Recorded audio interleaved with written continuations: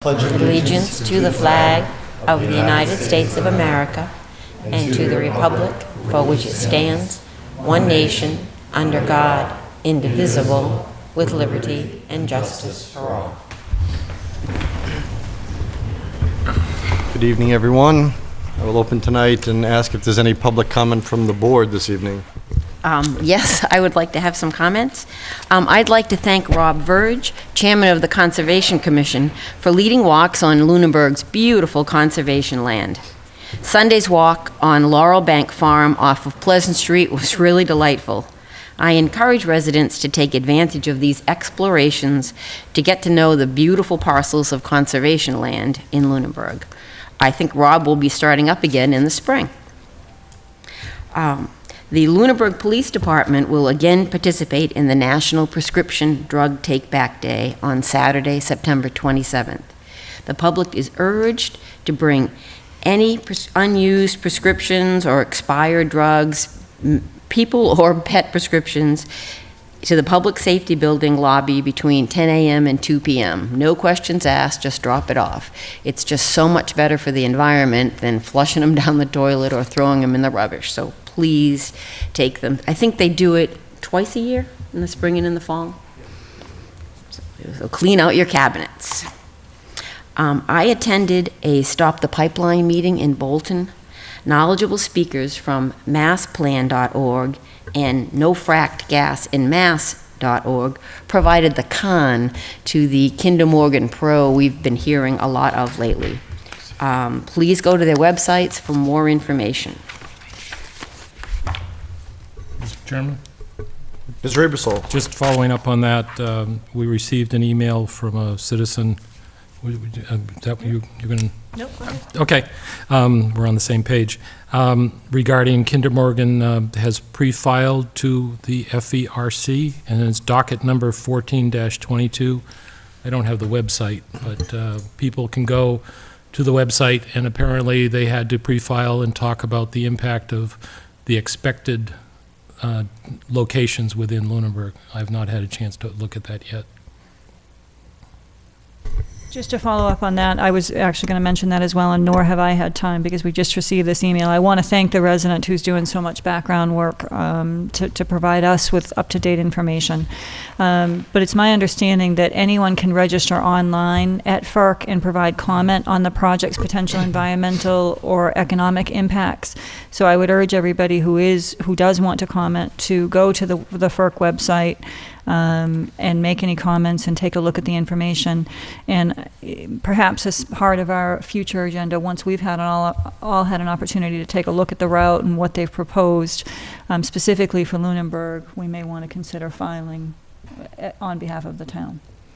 I agree. And also, basically to piggyback on top of that, I know other towns who have routes that are planned through their towns or cities have taken up Board of Selectmen agenda items discussing this, and cities have too, so we may want to discuss that. And for what it's worth, I mean, obviously the state and federal government has the ability to override people's decision individually, but I think it should be noted, should we so decide to adopt some kind of trying to think of the right word, resolution, thank you, of our feeling about this pipeline through Lunenburg, it would be appropriate in the next couple of months to do that. So, and I would certainly want to put that on the agenda. And yes, I would like to thank also the same resident who has been instrumental in giving us a lot of information. The website is www.ferc.gov, which is Federal Energy Regulatory Commission. Right. When I was at the meeting in Bolton, they said that 32 cities and towns had passed resolutions so far. And I think I know some people did it right off the bat, and I wanted to wait here to bring it to us. I wanted to hear from different people, including the company, but I think we probably have enough to at least start that discussion and see if we want to go the route of a resolution. So. Along those lines also, we have an invitation, a homeowners meeting to discuss the proposed Northeast Energy Direct Pipeline. It We're getting this from Representative Benson's office. This is going to be held at the Pepperell Senior Center, 37 Nashua Road in Pepperell, on Wednesday, September 24th. So next Wednesday at 7 p.m. Representative Benson has asked and ensured that all Lunenburg officials and residents are invited. The group has 2 speakers planned for the event and expects standing room only. The group is hoping to make the meeting an open forum where communities can learn more about the pipeline and its impact from a variety of sources. Additionally, the group hopes to discuss strategies the different impacted communities are using to combat the proposed Northeast Energy Direct Pipeline. Again, it is open to all communities in the region who are impacted, and feel free to extend this to other regional community members as you see fit. So again, Wednesday, September 24th, 2014, 7 p.m. at the Pepperell Senior Center, 37 Nashua Road in Pepperell.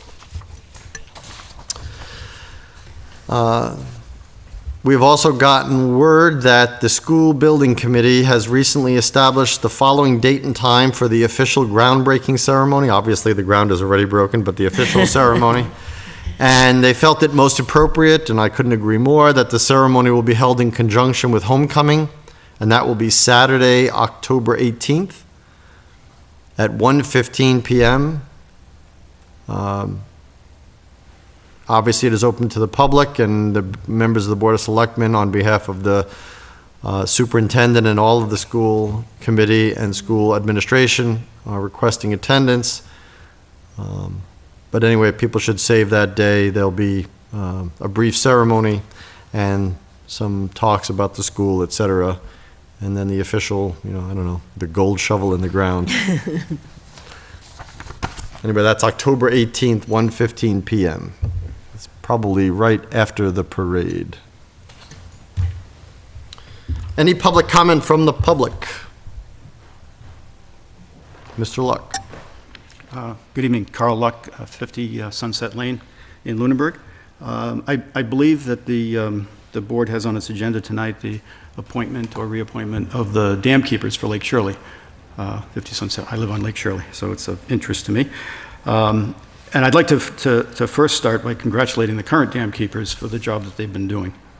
Last year particularly was a very difficult year to manage control of the lake in the winter and in the spring, and they did a very good job of doing that, and I commend them for that. I also know how much hard physical work it is, having personal experience wielding those wheels that they have to lift the gates with several hundred turns just to get them up and down. So it's not just time; it's also a lot of energy, and it's a tough job. They've done a very good job, and as a Lake Shirley resident, I would like to first thank them, but also give you my input and support for their reappointment for Mr. Wilson and Mr. Patry. I think they've done a good job. That said, I think it's appropriate timing, though, to also mention that I do have a concern that we as a town may not have a good enough definition of the responsibilities for that task. It's a very important role. And even if we do have some responsibilities, I suspect they may lack in detail regarding specific responsibilities, reporting, and the various roles of the position.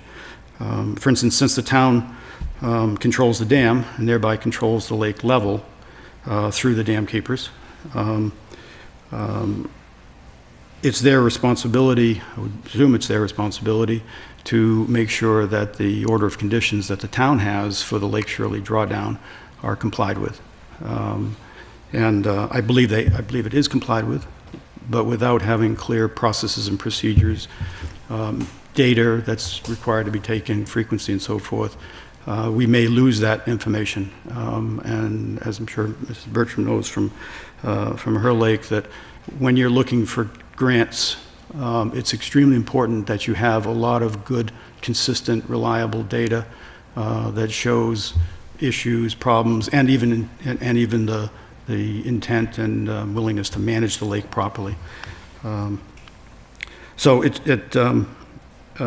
we really need to, I think, have a policy on how these records are taken, how often they're taken, and how the public can access that data as well. So what I would like to request of the BOS, with the support of the town manager, or the other way around, I don't know what the right process is that they investigate the current status of the roles and responsibilities and the oversight of this position, and if necessary, form a cross-functional task force to define and establish the appropriate policies and procedures that would help the dam keepers, quite frankly, do their job, because they would have a clear process, whether it be these dam keepers or dam keepers in the future.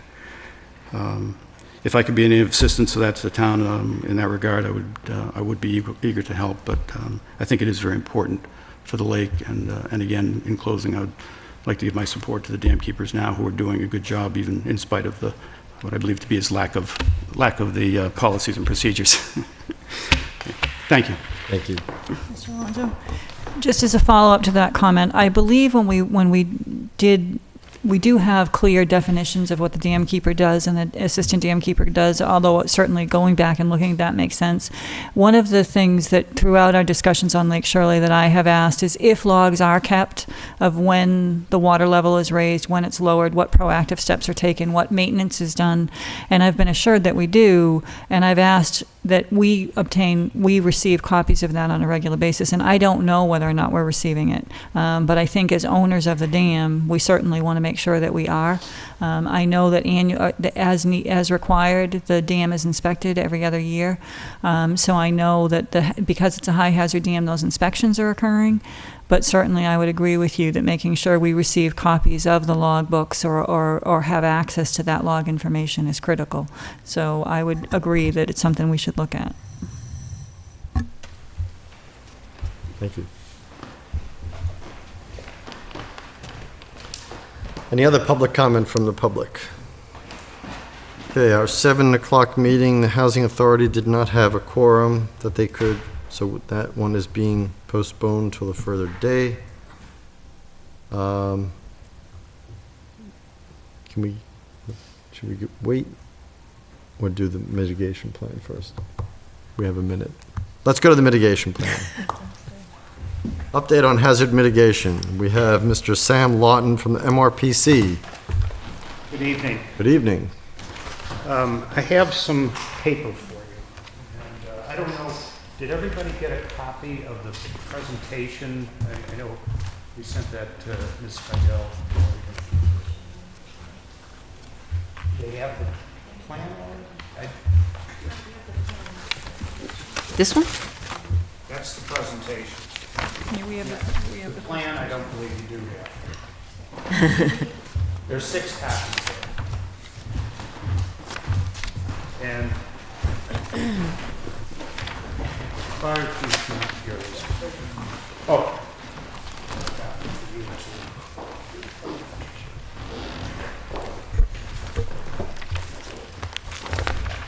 So I appreciate your taking the time to allow us to present the update of the towns and the region's hazard mitigation plan. This is something that MRPC has been working to update over the past 2 years. We received funding from FEMA, the Federal Emergency Management Administration, and MEMA, the Massachusetts Emergency Management Administration, to update your hazard mitigation plan. The hazard mitigation plans are active for 5 years and then need to be updated. Is something that's required by FEMA in order for you to be eligible for a variety of different funding programs, and to make sure that the actions that are identified in the plan are up to date and are responsive to the town's current needs. There have been a number of things that have happened in the past 5 years which really kind of point to the need to keep your hazard mitigation plan up to date. There was the ice storm in December of 2008, the spring flooding of 2010, and then the Halloween nor'easter in 2011. On top of that, your current hazard mitigation plan technically expired or will be expiring this next month in October of 2014.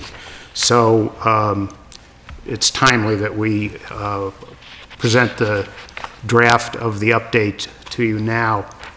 The goals of developing a hazard mitigation plan are multiple and involve a number of different areas that need to be addressed. Local infrastructure, your local economy, critical facilities, local environment, private property, cultural treasures, and so forth. And the idea is to improve protection of the general population from natural hazards, to prepare you in the event of an emergency, and to identify the procedures that would go into place in the event that you need to respond to a disaster. And as I said, it also qualifies you for to be eligible for federal funding. So the first thing that we did in updating the plan was to reestablish your local multi-hazard community planning team. And in Lunenburg, that involved representatives of the fire department, the police department, the DPW, and your town administrator. We had a series of meetings to identify past and present critical facilities, potential hazards, discuss the appropriate strategies that would need to be in place depending on what type of emergency we might be concerned about, and then to develop an action plan in order to implement the strategies. The kinds of hazards that the plan addresses are things like flood-related hazards, rain, snow melt, ice jams, atmospheric-related and winter-related hazards such as hurricanes, nor'easters, heavy snow, ice storms, natural hazards such as fires, urban fires, wildfires, beaver dams, which is a major issue in the Montechusett region, geologic hazards such as earthquakes and landslides, which are not necessarily a significant issue here, but again, it's something that you need to be prepared for. Critical facilities were also inventoried, and the section of the plan, I should point out, there are two parts to it. There's the regional portion of the plan, which is in the beginning, and then beginning on page 41 is the material that is specifically related to Lunenburg, and included in that are a series of maps toward the end which fold out, and those maps show the inventory of critical facilities that was developed in the course of the update process. And those critical facilities would be buildings, structures, or any locations that are vital to your hazard response, and that it would be necessary in order to maintain a level of protection that it would be appropriate from hazards. We then updated the mitigation strategies. There's a matrix included in the plan that identifies all of the various activities in relation to the variety of hazards that were identified, and these are actions that would be taken by various departments within the community or public organizations. And the strategies were initially taken from your original plan and updated to make sure that they, if anything was already accomplished, it was deleted from the plan, and anything new that might be currently in process was added to the plan. And then we went about an activity to prioritize the actions, which was called the Stapley process. This is something that FEMA had developed. But essentially, it's a process where we score each of the strategies on 7 criteria, 1 to 3, 3 being the most important, and totaling that up. So you have a total of score of 1 to 7, and the criteria are factors such as whether or not an action is socially acceptable, technically feasible, administratively workable. I won't read it all because you have it in your presentation. So that's the draft plan. And what we're asking you to do, not tonight, but in the near future, we hope, will be to formally adopt a plan. The process that we have to go through right now is to, what we'd like is within the next couple of weeks to get any comments that you might have, any changes, additions, corrections that might be necessary. We will be finalizing Lunenburg's plan along with the plans for the other 21 communities in the Montechusett region, and then submitting that to FEMA and MEMA, we hope, by mid-October. And we understand that they will take about 6 months to review the plans. They're reviewing every community's plan in Massachusetts on the same schedule. But once they presumably approve the plan, we will be receiving a conditional letter of approval, as will the Board of Selectmen.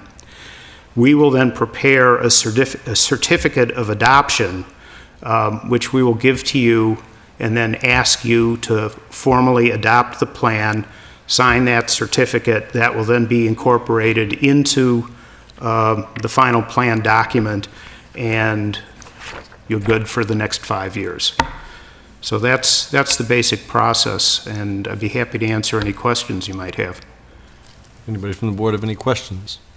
I guess I have a question. Under potential hazards, would a pipeline explosion be under natural hazards? What would that be? If it were an existing pipeline. I mean, what... Because I've seen some pictures, and it's not pretty. And I understand from your prior discussion concern over pipelines. The plan is intended to address existing facilities. Well, we do have a pipe, we do have a lateral. You do? Existing pipeline. Okay, well, then that is something that should be included in the critical facilities and list of potential hazards. I would think so, too. There's a gas substation on Pleasant Street as well, where it connects. That's- Is it, I don't have a copy. The of the plan substation in is, front of but me, the pipeline may not be. so is the pipeline included in the plan? It's the substation where it comes through is listed on there. That's on Pleasant Street. So the pipeline But the would pipe- not Actually, be. it should be the facility on Leominster Shirley Road should be on there too. The other thing I quickly noticed is the Lunenburg Water District added another well off of Reservoir Road, and that would be an additional pumping station.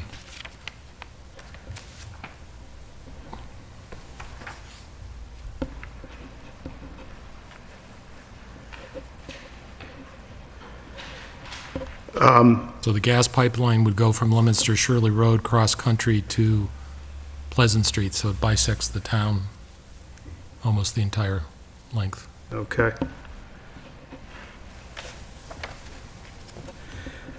Chief, what facility on Leominster Shirley Road are you referring to? There's a National Grid take station. Okay, It's down there, just over the bridge.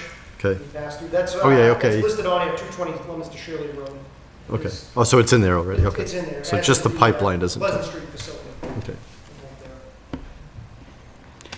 The only question that I have is the time frame. You mentioned that our plan expires in October of 2014, and the hope is to submit this to MEMA and FEMA in mid-October. Right, And then it's going to take them 6 months to review. that's correct. While that's in process of review, we are considered up to date, I'm assuming. Is that correct? I would or is hope that- so, and I'm sorry I can't give you a definitive answer on that. I believe the fact that there is a plan under review should I would imagine. suffice. It would be helpful, I think, if we could just verify that. Yeah. Because obviously, we don't want to be in a situation where we're not covered in the event of a situation. Right. I will check that and let you know. So has this plan been, the draft plan been reviewed by the police, fire, DPW, and other town departments yet? Or is your presentation to us to trigger This would be the first anyone has seen the actual final compiled document. And what I can do is I can send Ms. Spidel an electronic copy Yep. of the plan tomorrow, and if she could distribute it Yep. to That would be my anyone next. else. Yep. That would be the next step. Okay. Yep. All right. I had a question. Is TC Passios one of the critical facilities at this point? I'm sorry, I don't have a copy of the plan. Oh, right you now. know, the elementary school that we're not using as an elementary school right now. I Oh, was this just is wondering if that's the one that is that we may vacant sell. right now. Was that considered one of your shelters? It was a shelter, yes. But it's not any longer? Well, we haven't needed a shelter for. Yeah, but It's listed, not. okay. So will the high school will it just transfer to the new high school or something when? It is unclear, because Oh. we don't know what we're doing with Passios yet. So but it's something to definitely put an asterisk on, that we have to have further discussion once we know what's gonna happen with that school. But nothing's gonna happen until the new school opens anyway, so that's a year and a half away. And then we can also find out whether the high school will be another shelter regardless of whether we do anything with the Passio school. And if any of the conditions change that are identified in the plan, I mean, you can submit changes Changes. after the plan has been approved.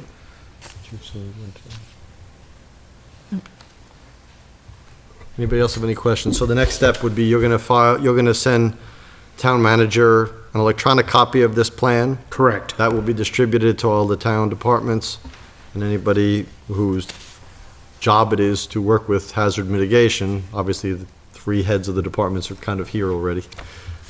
But it should go to everybody, including the planning board and Yep. conservation, et cetera. And then we'll get feedback from them, and we should probably make sure we get feedback from them by the middle of next month, end of next month. Will the information on the pipeline be able to be added? Certainly, yeah. If conditions change, it can't be considered a static plan. There has to be The existing an pipeline. update. Yeah. The other question I would ask is if we could have the addresses for the dams that are listed, or the proximate area. I know where some of these are, but I don't recognize some of the other ones. Okay. I think you requested comments back by the end of this month, right, within the next 2 I would weeks. appreciate if we could get it within 2 weeks. Okay. There are a number of other communities that are still going through the process, and we weren't able to schedule a meeting with Devon's, even though it's not technically a town. They're a jurisdiction, and our meeting with them isn't for another week and a half, so that's going to delay the process a little bit more. So that would put it, if we can have comments back for our first October 7th, okay. meeting, yep.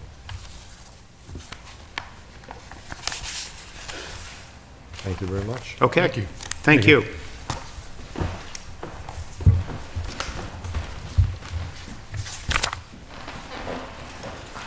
Okay, so a request to increase ambulance fees.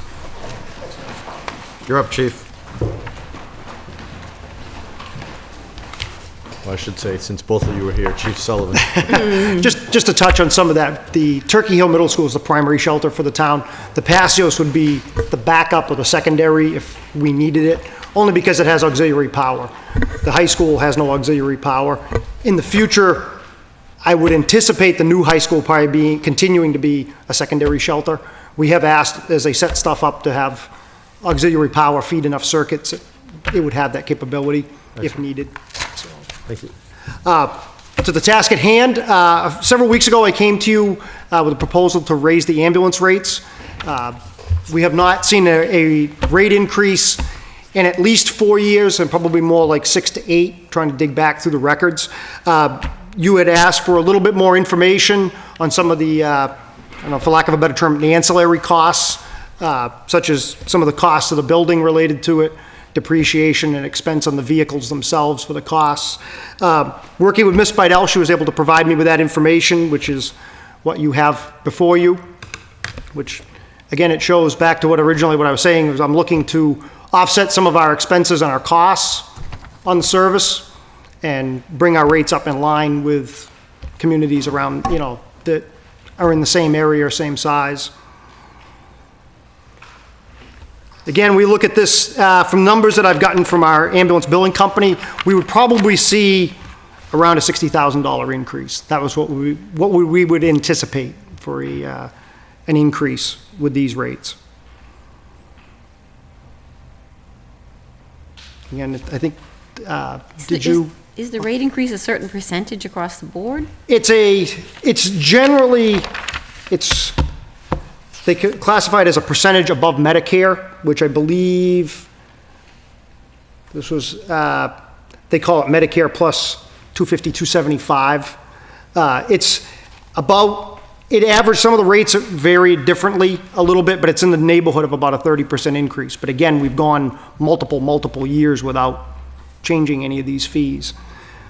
The chart that I think you should have, hopefully, is dated from March 2011, and that shows what the current rates of the other communities in the area are, what they've been charging, and what we propose to go to bring us in line with those other communities. Again, I wouldn't want to ask for that large of an increase. I'd like to not ask for an increase at all, but unfortunately, we do have some equipment expenses that keep trending upward, supplies, and also, obviously, again, I'm looking to hopefully be able to at least use a little bit of it to add some additional coverage in the station. Mr. Chairman? Ms. Bertram. I want to thank you for providing this information. It definitely helps. I haven't had a lot of time to digest it, but looking at it, it certainly does look like if you add in the capital costs and some of the other expenditures, that we are operating at a deficit, which is different than the information we had seen at our first meeting. I want to just comment on the fees, and I want to preface my comments by saying I can't say enough about our first responders. I believe Lunenburg and police and fire are just top-notch, caring, educated, professional individuals. So my comments are in no way a reflection of either department. Over the years, I've had to utilize the ambulance service for both myself and family members, and every time they've been right there, they've been responsive, they've just been phenomenal. Last weekend, I was involved in an accident myself, and we did require the ambulance, and, again, the responders were amazing. But I will tell you that one of my first thoughts was I was concerned about the cost, and when I had to be taken by ambulance. And the reason for that is back in 2011, I was involved, again, in a situation where we had to utilize the ambulance. And the cost for me as a household, the cost that I had to pay outside of what insurance would pay, was $825. For one ambulance visit. That's a lot of money. And obviously I'm not covered by Medicare. I am covered by health insurance.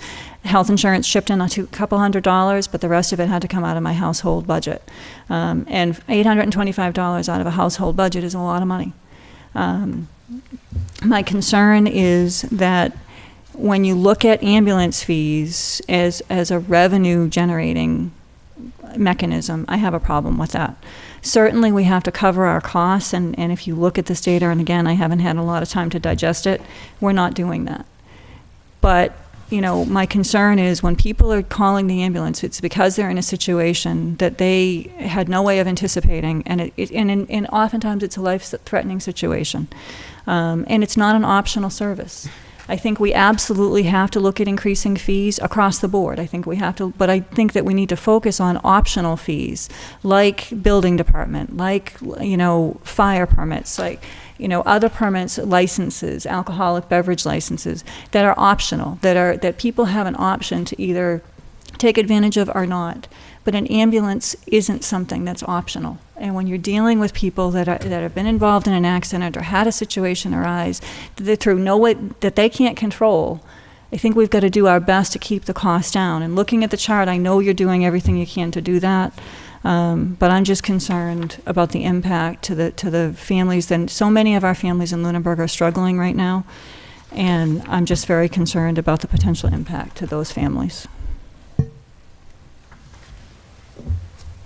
Anybody else have any Again, questions? as what I would like to say, I'd love to say we didn't have to charge a dime for this service.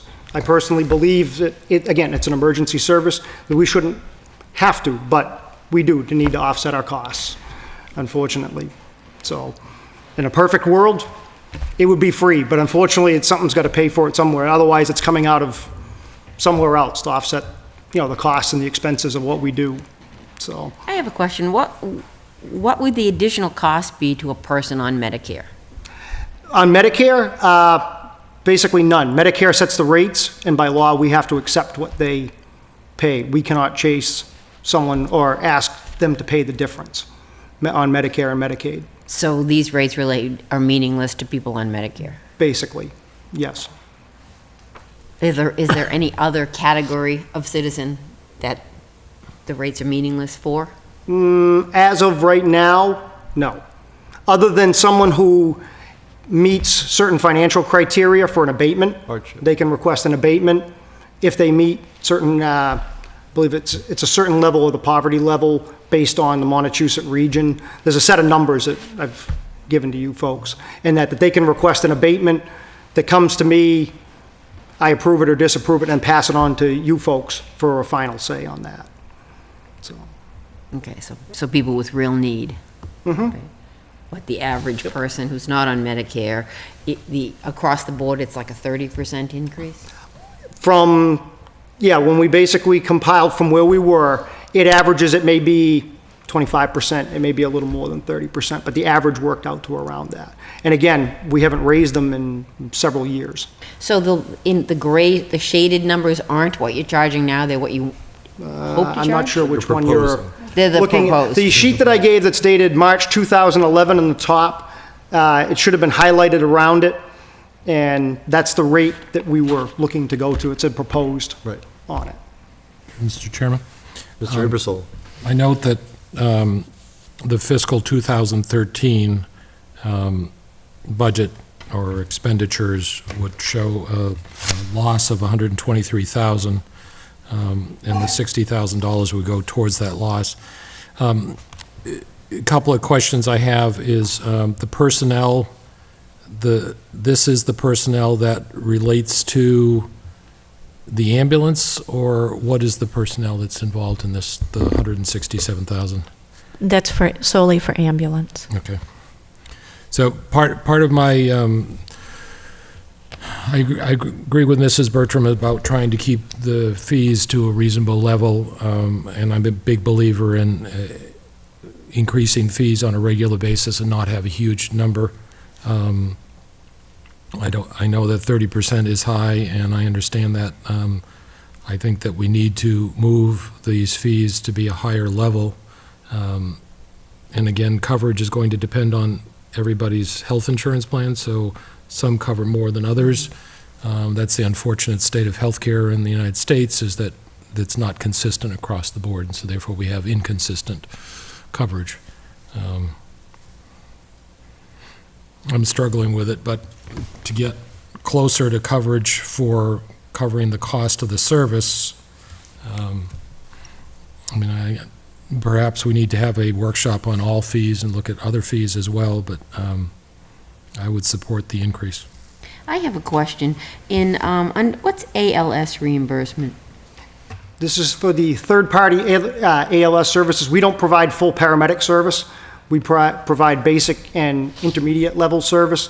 So if we need additional skills like paramedic level, like cardiac monitors, advanced medications, things like that, we work with Townsend Fire and with MedStar Ambulance. They provide us a paramedic. We reimburse them the cost of them sending their paramedic out. It seems to have doubled in the past year. They've raised their rates for that Oh. as well. Okay. How much did they raise their rates, do you know? Enough to cover that. I don't know the exact percentages on it, but they. So it should have been, otherwise it would have been kind of in line, because it seemed like for 3 years it was pretty stable, and then it like doubled. You know, Townsend increased their rates somewhat about a year or two ago, and that's accomplished for some of it. And some of it, we've had more sick people, so we've used the service more.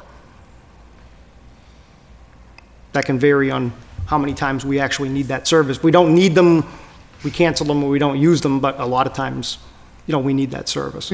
Yeah, we need it, you need it, Right. but it just seemed like it doubled. Yes, it did. Any other questions for the chief? I do have a question, because at the beginning of the conversation, you talked about trying to offset costs, but also looking at adding personnel. And given the numbers that we're looking at on this sheet, it looks like we're not even covering our costs. So I just have a question about, is this fee necessary just to cover existing costs, or is the hope to add more services? Obviously, it doesn't, you know, it's not even coming close to covering that total deficit, but where this conversation originally started was in the budget process last year, that as department heads, we were told if we were looking for additional either funding in the budget or for coverage, staffing, that to come up with some alternatives. And that was my original thought, was I was hoping at least some of this money could be used to either be able to put some of my call firefighters in the station on a per diem basis on a little bit more than what we're covered right now. It certainly doesn't cover 24/7, not even close, but it would hopefully hope to cover at least some of the holidays, some of the summer weekends when we're thin on help. And that would have been would be my hope, that we would be able to utilize that going forward in the budget process somewhere down the road, that we could at least use that towards getting some coverage in the station. Because again, we're only staffed Monday through Friday, 6 a.m. to 6 p.m. Nights and weekends, we're all strictly on call. Right now, we cover some of the holidays, at least in the daytime, with 2 of the call firefighters on an hourly basis, just when we have a lot of people out of town or tied up during holidays. And again, with the call volume we do, it's getting harder and harder to manage that with strictly a call force, with just the volume of calls that we're doing. Can you speak to what seems to be a pretty substantial reduction in revenue from 2011 to 2013, from $524,000 to $410,000? Ms. Spidell asked me the same question. The best answer I can give you is I think we're seeing many more patients that are Medicare, Medicaid, and that we're running into. It's an aging population, and people that are at home that are a lot sicker than what you used to see years ago, that these people are at home where years ago they either didn't survive that long or they were in a facility for a lot longer. They're coming home, but now we're seeing them on that end. Okay. And I would suspect that we are still, we have funds that are outstanding, that the billing company is still chasing, bills that haven't been paid. You know, when we don't get stuff paid, we do put it out to a collection agency. Sometimes that stuff comes back, sometimes it doesn't. In your experience, is any of this, that revenue, beside the aging population, which would explain some of it, is any of it potentially that the cost, there's more of a reluctance to call an ambulance? No, if anything, I think it's the opposite. More people are more willing to call an ambulance nowadays. And again, all of this, I don't want to do anything to discourage that. As I always tell people, we don't charge people unless we actually put them in the ambulance and drive to the hospital. I don't want to ever see anybody being afraid to call 911 because they're going to get a bill. Fair enough. Mr. Chairman, for either the chief or the town manager, ambulance fees, is that specific line what is charged as opposed to what is collected? Which line? So like the line that says ambulance fees, my understanding that the way the town works is that would be the amount that would be charged as opposed to what's collected? Well, they do have an abatements three lines Right, down, but- so that's Yes. probably true. So if that's the case, then what happened between 2011 and 2012 was the actual fees went down almost $100,000, which I'm assuming that the usage went down. And I don't know if people are using other ambulances or other things like that. Generally- What I'd be interested in is, seeing the actual number of runs for each year. And I'd also like to see fiscal 2014's numbers, so we have a current especially since the fiscal year, we have the numbers out here. Again, we track our runs generally by calendar year, not by fiscal year, so it varies off. There was one year that we dropped, for whatever reason, there was less runs. The next year came up quite a bit. And when you look at, and I don't have the chart in front of me, but when you look at our calls over time, again, they vary. Yeah. Some years will be slower, some years will be busier. And are you going to, like, if it's a Medicare person, the fee's going to be lower to begin with, is that right? Or do you? They just, You put the same fee? we send the bill, the billing company sends out the bill at the same rate. They will reimburse us at what the Medicare rate is. Oh, okay, so And the, that- so the we- fee the wouldn't bill's gonna reflect go out the that? same way, no matter what the person has for insurance. But under federal law, Medicare, Medicaid, they come back at the rate that they will reimburse for. And we can't pursue them for the difference. Okay, so the fee line doesn't reflect that. Right. It's what is charged. Okay. Mr. Chairman, I'd like to remind us that the context of this discussion, it did, as the chief mentioned, come up as part of the budgeting process, and it was his intention to recoup actual costs and to perhaps be more competitive with other towns and the current situation. I don't think that it's, I don't think that we're going to solve the Obamacare or the bigger medical issue here in Lunenburg by ourselves. But I do believe the chief did what we asked him to do. I don't think he's being outrageous, and I personally would, although I share my colleague's concern of the high costs and the burden on families, I think it would be appropriate to approve the chief's recommendation.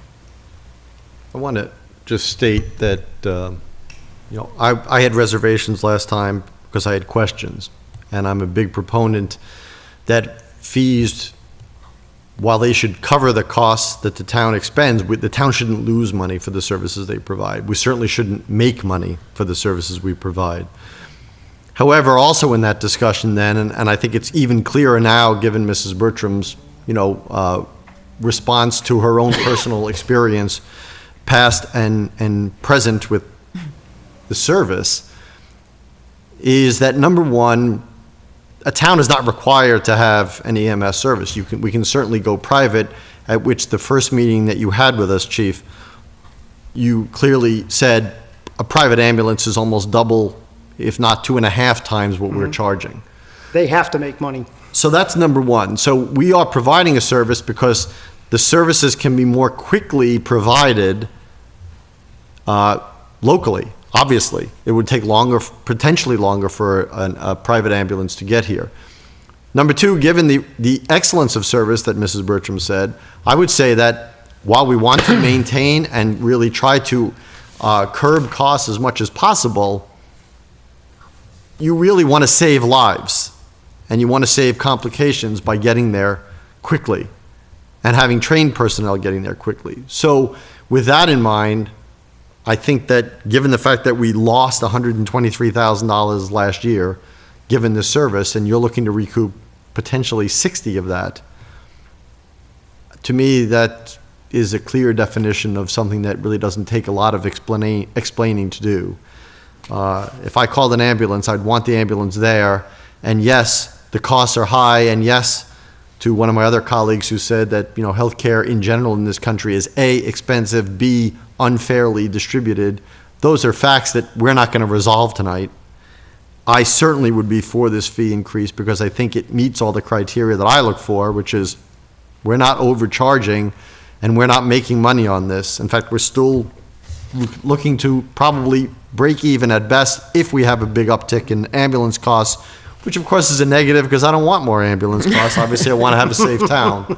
But I certainly would be supporting the increase in fee requests. Mr. Chairman, I'd make a motion that we approve the fee increase and also ask for the number of runs for the prior years and 2014 as part of the budget process for this next year. I have a second. Second? We have an effective date. Hmm? Effective date. What do you mean? With the effective date of October 1st. Oh, okay, the expected date for the rate increase, I'm sorry. Do you second that? Mrs. Luck? Yes. Okay. Any further discussion? All those in favor of the motion, please say aye. Aye. Aye. Opposed? None. Thank you, Chief, for all the Thank work you put into it, and For thank you to the the town run manager, volume, too. it is in the town meeting. I don't know the number off the top of my head. It was in, for ambulance, it was in the neighborhood of 800. And I think during your budget proposals to the FinCom, you almost Oh, yeah. regularly have those Yes. runs. so. Like I said, the difference is usually our numbers, we track calendar year, not fiscal year for that. Okay.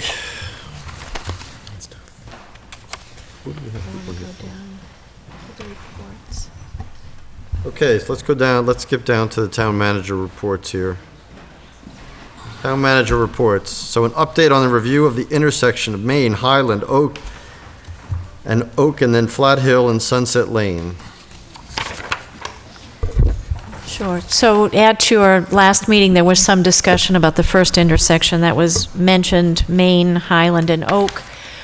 We spent some time over the week, the DPW director, police chief, and police lieutenant went out and looked at that intersection, and they have a proposal that they would like to present to you this evening. And then secondary to that is an intersection that has been on the back burner. Again, we were waiting to bring the traffic rules and orders, the updated document to you, but since we were bringing this intersection, the chief asked to bring this second one as well. So if we could first talk about Main, Highland, and Oak.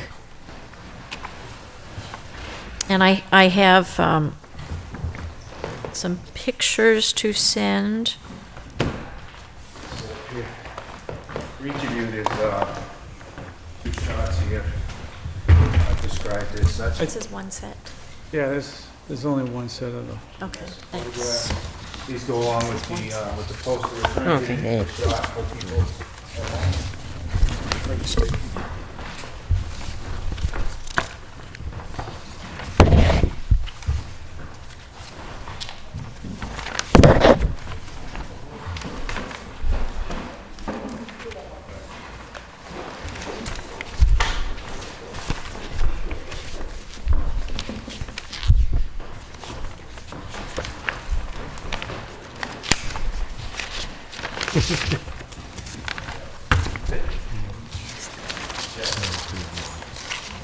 That's upside down from the one I'm looking at. You're on. Well, let us start by saying this, that what we're about to propose may decrease the ambulance runs in the town.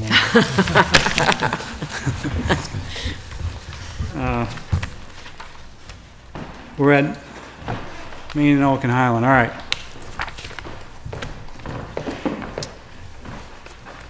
This proposal resulted from a number of different issues. One of us, let me start off by saying this. I drove down there over a month ago to take a look at the intersection after the construction of the new high school started. And having thought of that even before that, the increase, there might be an increase in volume of pedestrian traffic because, for one reason, the children that leave the middle school no longer can walk through the grounds of the high school to get to the teen center. So they now have to walk down Oak Ave and up Main Street and then cross at the crosswalk to get to the teen center. So that was an issue that concerned not only myself, but I actually had some citizens call and remind me of that. I thought that the traffic on Oak Ave may increase as the rear entrance to the new high school is utilized. There was an increase, of course, in truck traffic, but we knew that would be temporary. However, I mean, I think it'll abate after about 6 months. I don't think there'll be as much truck traffic. I just think that the traffic volume let me say this, when I went down to look at the intersection initially, that the traffic volume at the very least would require a stop sign at the intersection of Oak Ave and Main Street and Highland Street. Presently, there's a yield sign there. A yield sign that was placed there many years ago, maybe 40 or 50 years ago. So I wrote a letter to the board asking to replace the yield sign with a stop sign. Subsequent to that, I received some other complaints from citizens that were concerned about the pedestrian safety. I took a look with a couple of citizens at the intersection, and after considering the traffic, after watching the traffic flow there for quite a while, I think we all agreed that not only does there need to be a stop sign at the intersection of Oak Ave and Main and Highland, but there needs to be a stop sign on Main in a northeast direction. And there needs to be a stop sign on Highland Street in a south direction. That will stop all of the traffic at that intersection. That will, I am sure, help to make those crossings much safer, not only for pedestrian traffic, but for vehicular traffic as well. So that's what we're about to propose, is to put 3 stop signs in at that intersection. In addition to that, we would like to propose a yield sign on this off-ramp coming from Oak Ave onto Highland going north, and a stop sign in the opposite direction coming from Main Street up to Oak Ave on that off-ramp. Where's the yield? The yield would be coming off of Oak Ave onto Highland Street. And the reason we're proposing a yield sign there, I think you're actually upside down. I was going to say, can you orient this and from the diagram so people at home can know which street we're talking about? Yes, You see where that mistake might be made? There you go. Okay, by the neighbor himself. Okay, here we have Oak Ave, Main Street. Yeah, you have to, Jack, I'm going to grab the mic here, Jack, so people can. For those at home, we have Oak Ave here. The new school construction is up here. This is Highland, and this is Main. Okay.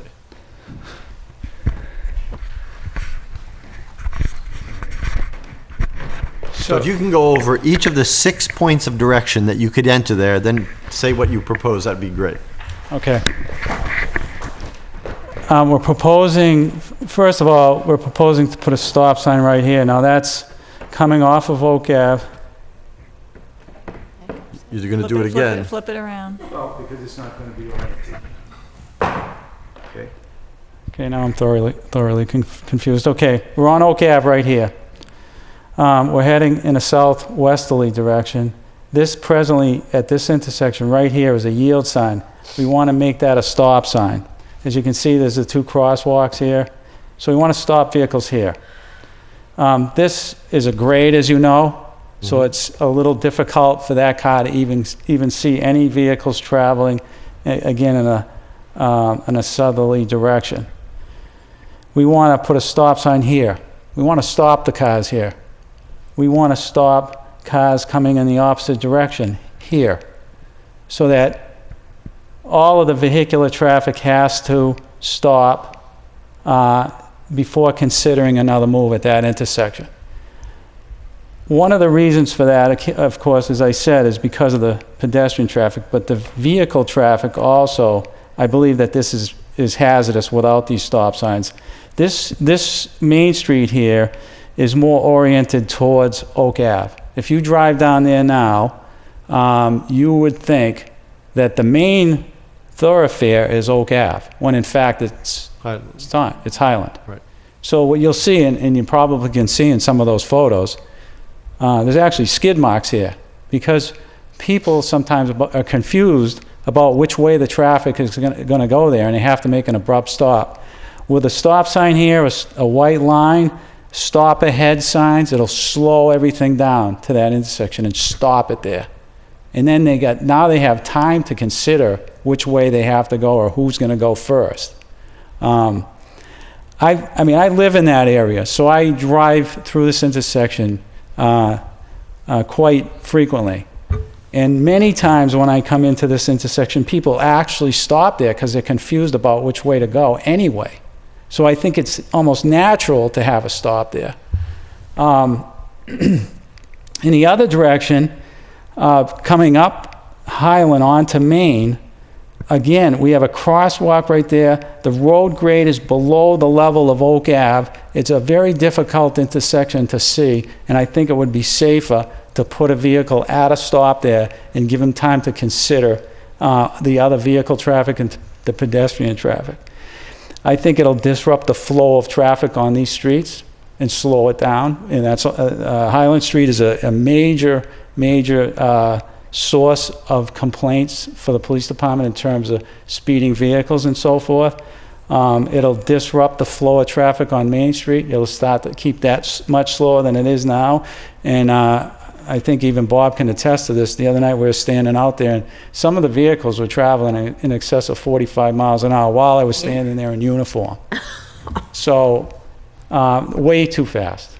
Way too fast. So this will get everybody stopped at that intersection. This is the ramp I was referring to, and again, this is a steep grade here. We would like to put a stop sign on this side of the road, so when you come off of Highland Street, you have to stop here. There is absolutely nothing there to control the traffic. People can do whatever they want there, and there's nothing we can really do about it. There's no signage at all. So we need to get the people to stop here because, again, this is a steep grade.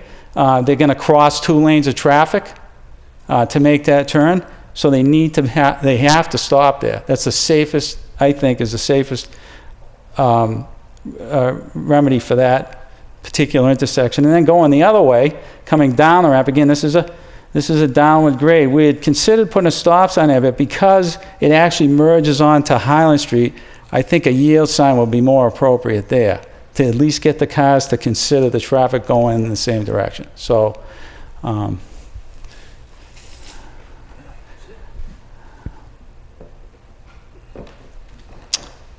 that's our proposal for that particular intersection. Do you have incident reports for that intersection? I knew this would come up. Wow, I would hope if we're going to put what looks like a plethora of signs there, I'd love to know that we're doing something that we're going to change something that already exists. I know, and I had this at first, when I first thought about this, it did sound like a lot of signage. But I think you're going to find once it's up, it's going to be perfectly natural there, the way that intersection is presently laid out. The answer to your question is, I don't have that data. I don't need to have it because I know there's not a lot of accidents there. What I'm trying to do is prevent that from happening. Prevent now, I think, is there's more of a potential for a catastrophe right at the moment, and I think going forward, because the traffic's never going to. It's never going to slow down in terms of the volume, and I think it's going to get greater. And especially now, we got a new school with another entrance, and although that's not the main entrance, it's still going to be utilized. I think it's going to result in a little more pedestrian traffic as a result of that entrance being on Oak Ave. This traffic here, which has always been a problem on Highland Street, I don't think that's ever the volume's ever going to decrease unless. There's some kind of connector between 190 and New Hampshire at some point, maybe in the way beyond way beyond my years anyway, I'm sure. But this here serves as a connection between Route 2. And it's always been, as I said, it's been a source of a huge amount of complaints. And we write a huge amount of tickets there. And I don't have that data for you, but I'm sure I can provide it to you. But again, this will help to disrupt the flow of some of that traffic, maybe even discourage people from using that as a connector to the Route 2. And in fact, they should be traveling on 2A and Route 13. That was the intent of those major roads. I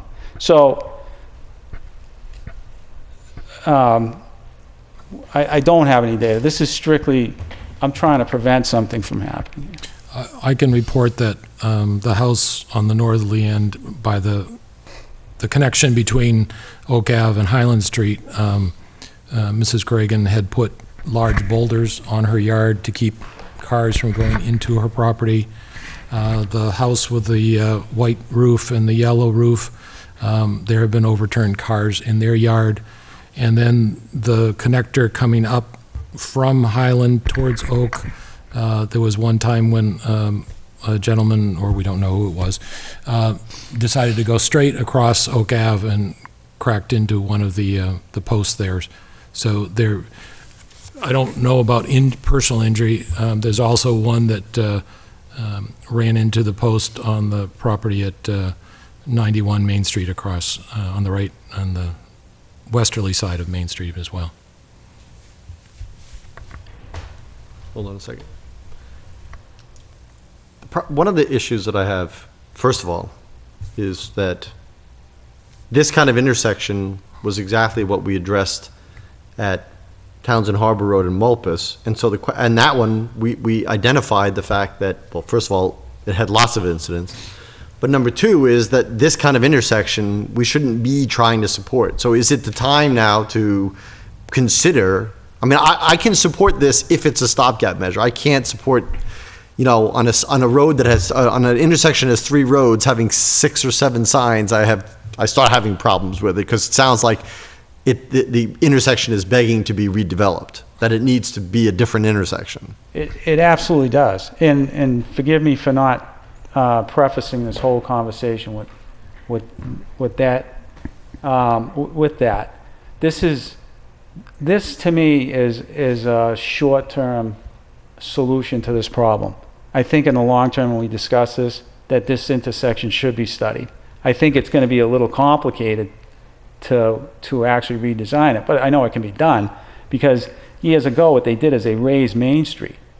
And what it did is it caused a huge grade between the 2 roads. So I think it'll be a little challenging, but I think this is a short-term remedy for this issue. And I'm really seriously concerned that we are going to have a problem here, a serious problem. And that's why we're trying to respond to this in the short term.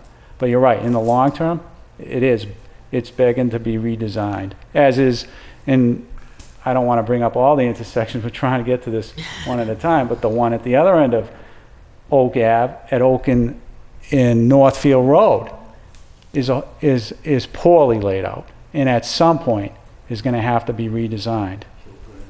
Kilburn and Lancaster, another one. Page and Lancaster. We can go on and on and on, but this right now, currently, at certain key times of the day, particularly, is a concern to me. Any street with a slider. I mean, that's part of the whole traffic design, is you try to get things at as much of a perpendicular as possible. Right, right. Or you put in a rotary, which I'm not recommending necessarily at this point. I liked your concept of a stopgap, since they're stop signs, but I think that one of the things that would be hopefully discussed with the Capital Planning Committee is engineering funds for various intersections, separate from the whole road maintenance program. But there are many intersections in town that really need to have some engineering, similar to what we did with Townsend Harbor. Mrs. Bertram. I would agree with the chief that given the situation that we have right now, with the change in the traffic pattern, the amount of pedestrians, especially at peak times of the day, mostly children, I think it's imperative that we do something as a stopgap measure, and I think this is a good interim proposal. I would agree that we need to look at a long-term solution, and I think capital planning is certainly something we need to look at. I also think we need to take every opportunity possible to utilize grant funds or state money, and we should meet with Montechusett Regional Planning Commission to specifically talk about some of these intersections and provide some crash data and provide some facts. It doesn't cost us any money to sit down with George Snow and Brad Harris and get their feedback. I know a couple of communities have just submitted funding for engineering specifically for pedestrian traffic analysis. So we have opportunities under the Unified Work Program to get some of the engineering done. So we just need to look at those opportunities and be proactive and meet with representatives from MRPC. But I think that this is a good stopgap measure, and I think that we can't let it fall off the radar for a long-term solution.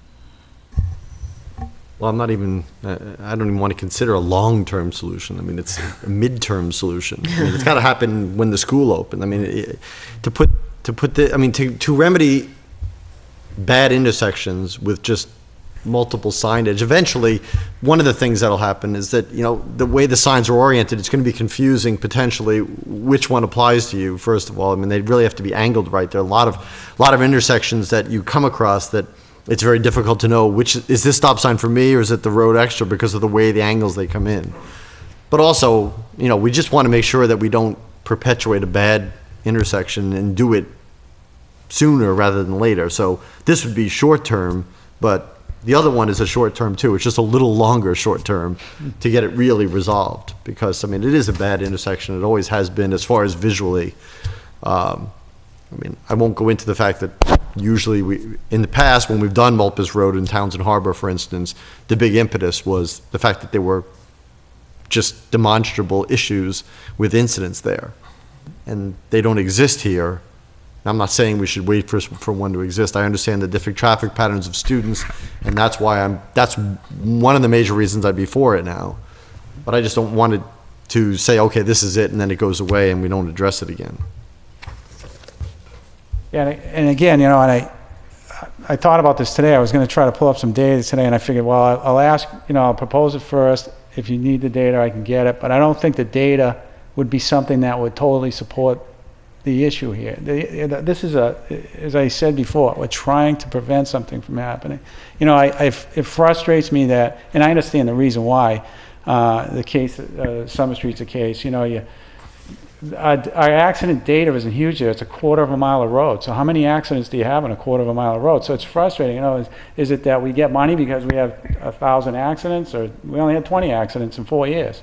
And our accident picture is actually way too high in this town as it is. However, in a quarter of a mile of road, the road is horrible. It needs to be reconstructed, but should it be based on 20 accidents? No. We're trying to prevent an accident from happening. And again, here's a situation where we're pretty sure that something could happen, and that's why. But if I certainly can pull up, I know there's been accidents there. It's just, right, quite honestly, I don't think there's been a serious accident there in a while, but I'm just afraid that something will happen.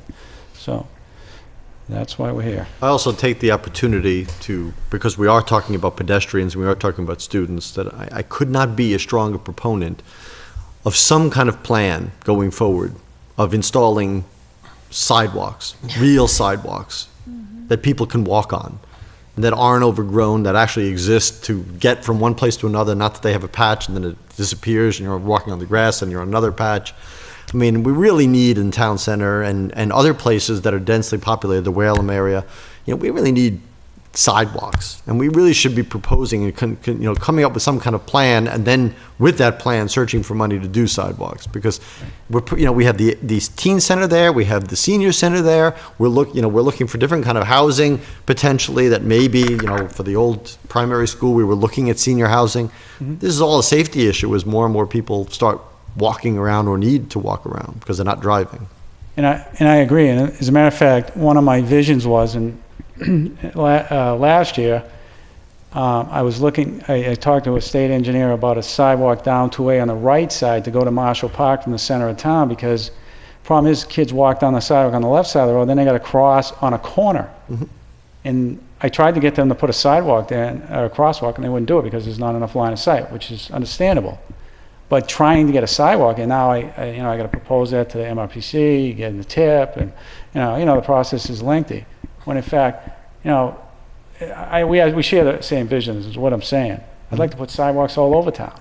Great little town. It just all makes sense to me. In terms of public safety, and making it a nice little safe town to live in, and bring your kids up. Mrs. Bertram. On the sidewalks and the routes to school, again, I know it's a lengthy process and it takes a lot of work to get into the TIP and to get funding, but there is money out there.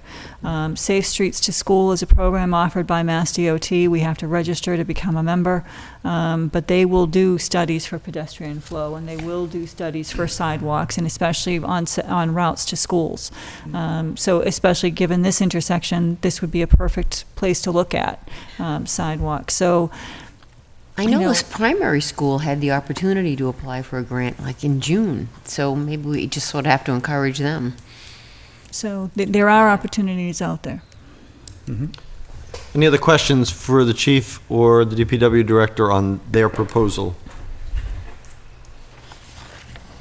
You looking for a vote here tonight? Well, I think that would be the next question, is what is the process for the board to approve the signs? Do you have an ordinance that you have to write up to present, or? Yeah, I mean, Chapter 4022 gives you the authority to vote to erect the sign. You have to advertise it in the newspaper, local newspaper. And So if you guys can put together that, because obviously we're in the middle of getting our traffic report and traffic signage all by the book, we'd like to start with the first new ones we're adding. Right. To be added properly.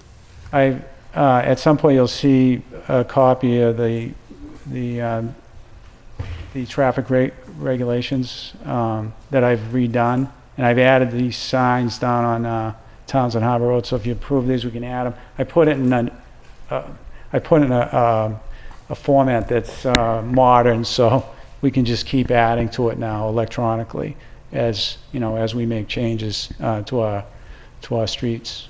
Well, I think we want to keep the running total, but when we have Yeah. a new addition, we just want an amendment that says that, the board moves to amend the signage for a stop sign and give basically a chart of where the location is, so that it's defined, because by law, we have to do that. Right. So. Yeah. Yeah. Okay. So we need that ordinance to make a vote here. I mean, we can informally approve. Well, I think you could, if you could approve the Your plan. the plan, right? Okay, so I would entertain a motion, given the plan that was just presented by the DPW director and the chief of police. I would make a motion to approve the installation of stop signs and a yield sign as presented by the DPW superintendent and the police chief. Second? Any further discussion? All those in favor, please say aye. Aye. Opposed? None. I have a copy of the traffic rules and order. I can give you the chapter and section to amend if you want to vote on amending the section to add these stop signs after we're done. We're going to propose another stop sign here in another area. Well, what we're going to do is, since you have all those, and we have the ones in Townsend Harbor and Mulpus, Okay. if you bundle all that with Oh, the help okay. of the town manager into one acceptance, and we'll accept all of them. Oh, okay. I'm sorry. I misunderstood you. Let's see how this one goes too. so. And we have to publish them in the newspaper. Yeah, he said. Okay, so it's a little unclear it just says they shall not take effect until they have been published at least once in a newspaper. That's correct. So if we adopt them now, Yep. we then have to publish them before we install them or before they become legally effective? Is Right, that- before they come illegally effective. I mean, you could install them, but there would be Okay. nothing to back it up. So you could vote beforehand and then publish it them afterwards. after. Publish that we voted. That's correct. Okay. That's how It's it's all. still like a matrix, a chart of what type of sign we're putting in, what the location is definitively, the northerly direction of this lane. So we have it all by the book, and we can adopt that. Then we can go out and put that in the newspaper after that's adopted. And I would just say, too, that I read some case law on that issue, and the recommendation is always to advertise it in a newspaper more than one day. So, it behooves us to advertise it 2 or 3 times during the week, maybe for a couple weeks, in the local, and it can be in a local newspaper, so. That's fine, that's good. Thank you. Let me just speak to that, if I may. Thank you. As with the Mulpus Road and Townsend Harbor intersection, the ad in the papers would serve 2 functions. First of all, the legal component, which we're required to do, but we should perhaps bring it up at another selectmen's meeting just as a point of information that this is going to happen, and something in the ledger as well, besides the northerly and southerly and the legal parts, that to give people a heads up. As we found out with Townsend Harbor, that traffic is, if nothing else, a pattern, and people get into traffic patterns without even thinking. It's just obvious here and at this intersection. So the information, getting out the information as many times and as widespread as possible before we actually put the signs up would be helpful. I agree. And if can we consult with the people doing our traffic sign studies and find if they can provide us with a template of what an acceptance would look like? That would make it even, well, that'd be great. Okay. Flat Hill Road and Sunset Lane. At Sunset Lane, yeah. And again, when you orient it, let us know which street is where. As I thought it was going to be. No, here's Sunset Lane, here it comes up, comes around. Yes, So that's here's the correct. existing stop sign right here, Right. right? Okay. Looking for proposal on- If you came off Reservoir Road and you went onto Flat Hill Road and you're heading in a, this is more of an, it goes in two different directions. So Right. this goes towards the east Right. and then turns north, and Sunset Lane is right here. We just want to put a stop sign right here to stop this traffic. This is a blind corner here. And what we're finding is when traffic comes down this hill, and this is, as you know, is a fairly steep hill, it takes a left into Sunset Lane. It crosses a lane of traffic here, and it's very hazardous. It creates a hazard for the vehicle that's traveling north easterly here in this lane. Common scenario, we have, and again, I don't have any traffic data there too, but we have had some quite a few accidents at this intersection over the last 20 years that I can recall. This again was a result of some complaints from some residents that live down in this area on Sunset Lane. So I believe that stopping this lane of traffic will allow these vehicles to proceed in a more cautious way up that hill. So in fact, if somebody is coming down that doesn't see them, I think it'll lessen the potential for a head-on collision there. And that's typically what happens right there, is there's been head-on collisions. Although I don't recall the speed to be a huge factor here. It's just the fact that it's blind. So this will stop that traffic and allow for a safer movement of vehicles through this intersection here in every direction. Can you explain who it's blind to and coming from where? Because I'm not fully getting it. All right, if you're coming the other way on Flat Hill Road, so you're going south towards the west, when you're coming around this corner, it's very difficult to see a vehicle until it gets up almost into the intersection here. So what we propose to do is stop these vehicles coming that way. And that'll give anybody coming in this direction more of a chance to see them instead of allowing them to continue even at 30 miles an hour to come through this intersection here. Creates kind of a hazard. Is that? Well, I mean, from what you just described, the people who can't see are the people who are coming down making the left. Correct. So why wouldn't you make them stop? Because it would create more of a hazard to make them stop because of the grade? Well, if they stop, it depends on where you put the stop sign, I guess. I mean, if you put the stop sign where you can see down the road. We thought about that, and probably hard to see here because you can't see the actual grade, but Okay. well, we're thinking too in terms of the winter when the roads may be icy or snowy or what something to that effect, and they're trying to stop for a stop sign and nearly be impossible to do. So Because it's a steep grade. so we thought this would be a safer alternative. We had first thought about putting stop signs on all three corners again, try to get the traffic to completely stop. But I think in the wintertime, we're just creating a problem by putting a stop sign over here. Maybe I could explain it further, Tom. Again, you don't see the grade here. It's very steep from this point down to the intersection. In fact, when you're coming up and as you crest the top of the hill, if there were one car, you'd probably have time to stop. 2 cars, rear end collision. The problem right now, and so therefore a stop sign there, we don't believe would be effective. In fact, it would contribute to the public safety issue. The real crapshoot here is when you're coming down Flat Hill and wanting to take this wide left turn onto Sunset Lane. What happens at right about this spot, in front of this gentleman's driveway, is you look to the right, you look to the left, and a lot like Malpas and Townsend Harbor Road, about the time you make that choice to go left, somebody's whipping around this corner. That's the hazard at this intersection.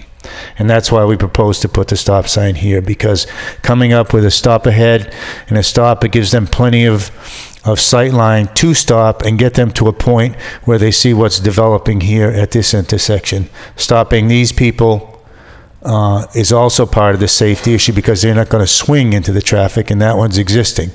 So these people that are flowing down, if they're going this way, it's less of a hazard. But if they're coming down to make that left turn, they don't have to guess if somebody's coming 40 miles an hour around and going to T-bone them right there. And this has been brought up, this has been an issue. In fact, we were ready to pull the trigger on this nearly 2 years ago. And when we started into the sign work, and the town manager thought, and rightly so, that this would actually be the test case for our stop sign bylaws and how we proceed and to get it erected. Multiple complaints. I can't speak to accidents, but multiple complaints from people in the Sunset Lane, Lake Shirley area. Are any of the streets, do any of those, the Flat Hill or Sunset, have lines in the center? They don't. That would be another recommendation in addition to the signs of whatever we could do to direct the traffic. Sort of like giving them, here's the end of the yellow line, that's when you should turn. Keep it in line. That type of thing. Right. Point taken. I would echo what our discussion was earlier, that I look at this as somewhat as a temporary solution, that this intersection may need to be engineered as well.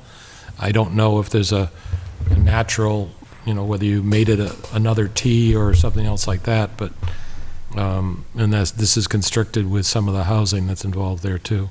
And the topography, as you know, is extreme. Like we spoke about Main Street and Highland, this is even more extreme.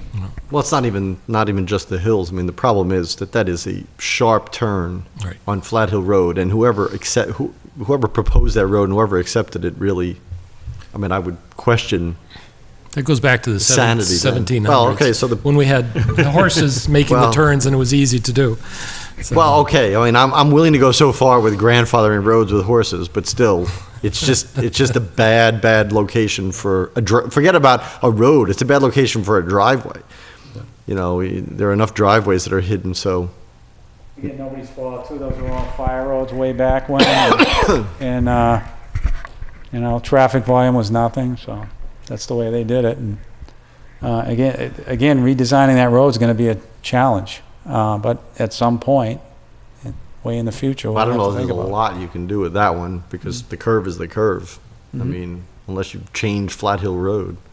I mean, the good thing about the stop signs is that you can try it out, and if that deals with 90% of the problem, then you've been You're done. successful. Right. If not, then we come back again and we look at design. I mean, the only solution to that really would be that you straighten out Sunset Lane so it goes straight across into Flat Hill, and you make the southerly Flat Hill Road T into the other one. So you actually have to make a right to stay on Flat Hill Road, which happens in places. Right. But that makes more sense than this configuration, that's for sure. Mhm. Anybody have any questions? Makes sense to me. Well, the same thing, I would entertain a motion on this proposal. I would make a motion to approve the installation of a stop sign on the intersection of Flat Hill Road and Sunset Lane as presented by the DPW superintendent and the police chief. Second? Any further comment? All those in favor, please say aye. Aye. Aye. Opposed? None. Thank you so much. Thank you, gentlemen. Okay. Update on building permit issue on 78 Oak Ave. So this issue was first presented to you at your August 26th meeting. One of the homeowners of this property came before you and advised you that they had pulled a building permit for a project on their property, had substantial issues with the contractor in having the project completed, and I think ultimately raised the question of whether or not the town issues citations under the building code, and if not, why not? I have presented some information to you before. I spent a significant amount of time speaking with both the homeowners, with our building inspector. I even went so far as to speak with town council last week because this is an issue that was bothering me and I felt like I needed to get to the bottom of that. And also, I threw it out to our incoming land use director who works for a larger community, and one of his responsibilities is overseeing inspectional services as well. So I could feel comfortable with the conclusion that I came to. So without getting into this, all of the specifics, because I've provided that to you as best I understand them, I wanted to let you know and give the homeowner an opportunity to present to you this evening. But essentially, when a building permit is issued or pulled on a project, whether it's pulled by the homeowner or the contractor, it is the homeowner's responsibility as the owner of the property to see that the project meets the requirements of the building code. The homeowner obviously is assisted through this process by our building inspectional services. Our inspector goes out and inspects, and either the work meets the requirements of the building code or it doesn't. To the extent that it doesn't meet the requirements of the building code, the contractor and or homeowner is notified of what the deficiencies are. In this particular case, the contractor was the one who pulled the building permit, so it would be, typically would be the contractor who would call for the final inspection. This was a siding job, and in speaking with the building inspector, it's typical that one inspection is done and it's the final inspection. Certainly, additional inspections can take place, but they need to be requested.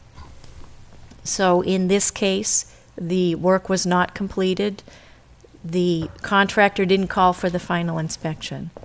The homeowners contacted, had several conversations with the building inspector. The building inspector went out to look at the property, and while it wasn't the official final inspection, he went out to the property and identified the deficiencies in the work. He documented those in a letter and he sent them to the contractor.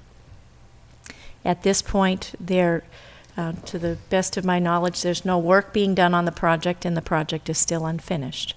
The homeowner obviously is very frustrated and would like to bring this project to conclusion. I think from the town's perspective, we don't issue citations or fines under the building code. What we do issue very infrequently would be a stop work order. But the contractor and the homeowner have been both notified of the deficiencies, and it is the responsibility of the homeowner to work with that contractor or another contractor to get that work completed. And that's, I wrote that up and sent that in an email to the homeowners yesterday to give them time, because I know that they would like to speak with you this evening. And our building inspector is here also to answer any questions. Mr. Chairman? Mr. Ibersol. So I guess that surprises me that we don't issue citations under the building code. If a contractor violates the building code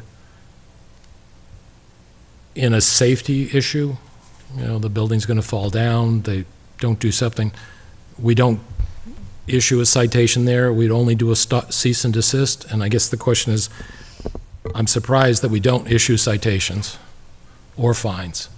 Okay. That's a surprise to me. Mm-hmm. That we don't have. I know that we were supplied with the letter.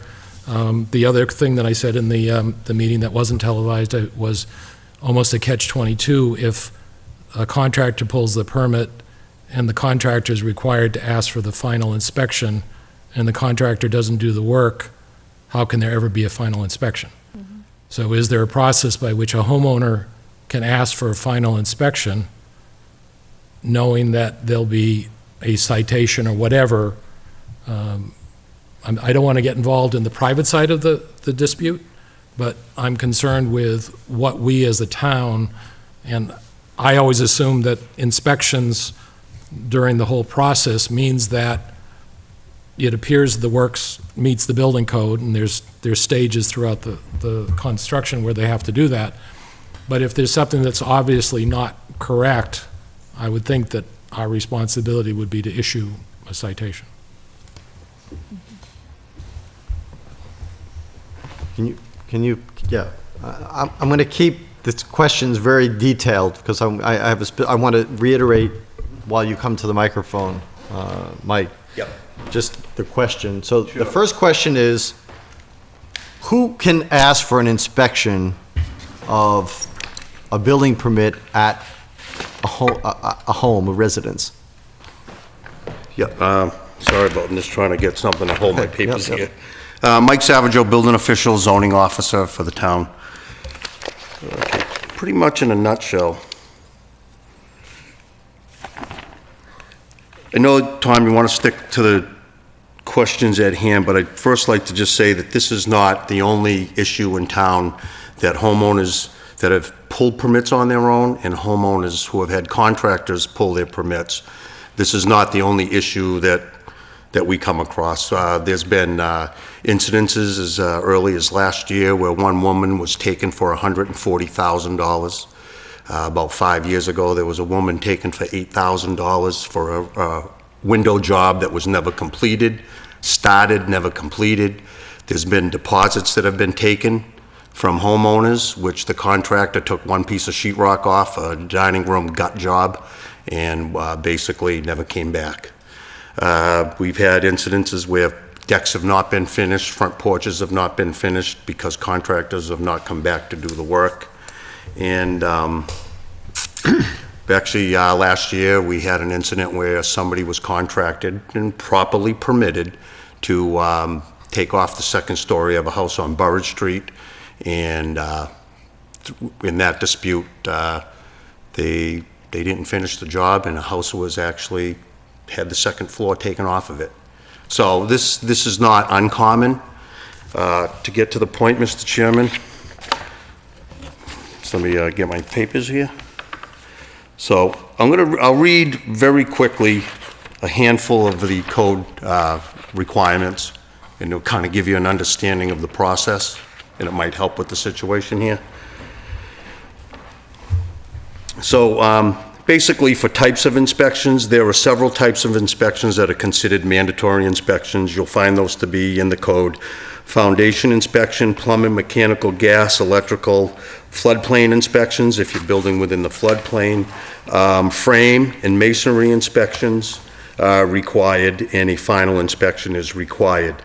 Outside of those, what they consider, and they highlight those as specific inspections, it said in section R109.15, other inspections. In addition to the called inspections above, the building official may make or require any other inspections to ascertain some compliance with the, this code and other laws enforced by the building official. So he may do that. You don't have to do that, but you may do that. Sometimes when you're a small department, you might not have times to get there. You can't look at every nail that's being banged. You can't look at every piece of Tyvek paper that's going up. People have 6 months in which to exercise their building permit. We don't know when they start. They're obligated to call the building official within 24 hours. Never once got a phone call. Okay, so who can call for an inspection requests, section R109.3, inspection request. It shall be the duty of the permit holder or their agent to notify the building official that the work is ready for inspection. It shall be the duty of the person requesting any inspection required by this code to provide access for me to do the inspection. So if I'm a homeowner, I just want to get this straight. Yep. If I'm a homeowner and I allow someone, a contractor, to pull a permit for me, as a homeowner, I'm allowed to call an inspection if I so choose. Is that correct or no? A gray area to me, the permit holder or the agent. So the agent is the homeowner. When you pull a building permit, there's two sections on the permit. You're either pulling it as the homeowner or you're pulling it as the agent. So the holder of the permit is either one of those two people. It could be the homeowner, it could be the agent that they technically have to authorize on the building permit. That Right. So if I authorize somebody as a contractor, it's still my home, so I have authority over the building permit. Well, the permit's being held by the guy with the license, because you can't pull a permit unless you have a license and you're properly insured if you're a contractor. In that particular case, the two ways you get a building permit is that you're a contractor and you have workman's compensation if you declare that you have employees, and you have a contractor supervisor's license. In addition to that, you also have what's called an HIC registration. People think it's a license, it's really not. It's a registration that protects the homeowner. So that's what the contractor has to have if he pulls the permit and is authorized to be the agent for the person. So the agent would be the person calling, which would be, in that particular case, the person that pulled the permit, which would be the contractor. In this particular situation at 78 Oak Ave, there were two permits pulled. One permit was pulled by the homeowner. The contractor came in to pull the homeowner. This was a couple years back. The contractor came in to get started to pull the permit for the porch that they wanted to add on to the house. I declined him the ability to pull that permit. I declined him the ability to pull the permit because he did not have an HIC registration, which he's required to have. Technically, I believe he had it, but it had expired. So I would not allow the permit to be pulled. Subsequently from that, the homeowner then came in and pulled the permit appropriately and properly, and they had to sign the waivers. Now, when a homeowner pulls a permit, and again, this is for the porch, when a homeowner pulls the permit, they sign a workman's compensation waiver that they are either the homeowner doing their own work or they are acting as their own general contractor, which they have a right to do for their own personal house. In that particular case, the homeowner pulling it under that situation, they sign the two waivers that they do not have employees, and they're just acting as their own general contractor. They're not required to submit workman's compensation because they're not a regular employer of the person that they're contracting to. So that's the way. So in this case, the homeowners came in and pulled the permit for the porch. About a week later, he got everything straightened out at the Department of Public Safety. I saw that he had a valid HIC, and the contractor in this case pulled the permit for the siding job. So in the case of the porch, the permit holder is the homeowner. In the case of the siding, the permit holder is the contractor. In the case of the porch, the permit holder is, again, the homeowner, but they authorized the contractor as the agent. So the question becomes, who really calls? The person that's named, that's been issued the permit, would be the one that would call. In the case of the siding, which is the primary issue here, the contractor is the permit holder authorized by the homeowner. So I would wait for the contractor to call. Very seldom, if I don't think. I know that the normal rule of thumb would be that the contractor would call, but my question would be, can the homeowner call? Anyone can call me, and I'm willing, as I did in this case, I'm willing to go to the site and inspect at anyone's request. Technically, I don't know where that lies with the homeowner, but at anyone's request I go. Okay, and that's what I did at this particular case. So basically, as I note, the permit holder or their agent, they are the ones responsible for that. There were additional questions about citations, the issuance of citations under the building code. Citations and fines. Yeah, I can answer that. Okay, so let's say that there's a violation, which in this case there were a couple of violations. Section R113 is in the scope and the administration of the building code. And basically, the valid sections of that would be that it says the building official is authorized to serve a notice of violation or order to order on the person responsible for the work being done, the erection, the construction, it goes on to say. Demolition, it says demolition or occupancy of a building in violation of any provision of this code. It says, and if they don't follow what plans came in, or if they violate the code, It says the detailed statement, if they don't follow the plans that were approved thereunder or in violation of a permit or a certificate issued under the provisions of this code, such order shall direct the discontinuance of the illegal action or condition in the abatement of the violation. So you tell them that they need to correct it. You say, look, stop, correct the problem. Now, section R113.3, when we look at the building code, we also have to look at the mass amendments because Massachusetts likes to change a few things of the adopted international code. And basically, section R13.3 has been amended. That section was amended. And so when it gets under the section that basically says prosecution of the violation, 113.3 called prosecution of the violation, what do? It says that you replace that section of the code, you go to the mass amendments, and it said add this subsection. It says every notice or order shall be in writing and shall be served on the person responsible, and it gives you 4 ways to serve that. A constable, certified mail is one of them. The one in the case of certified mail is the one that I used in this particular case. I've used the police officers before. By sending the party responsible or their agent authorized to accept service of process in the Massachusetts a copy of the order by registered or certified mail, returns receipt requested. On May 6th of 2014, I sent that letter to the contractor. I specifically cited the 2 sections of the code that he was in violation of. He, once he received certified mail, he actually called me up and said, Mike, I got your mail, no problem. He said, but, you know, I'm in this dispute on the job, and,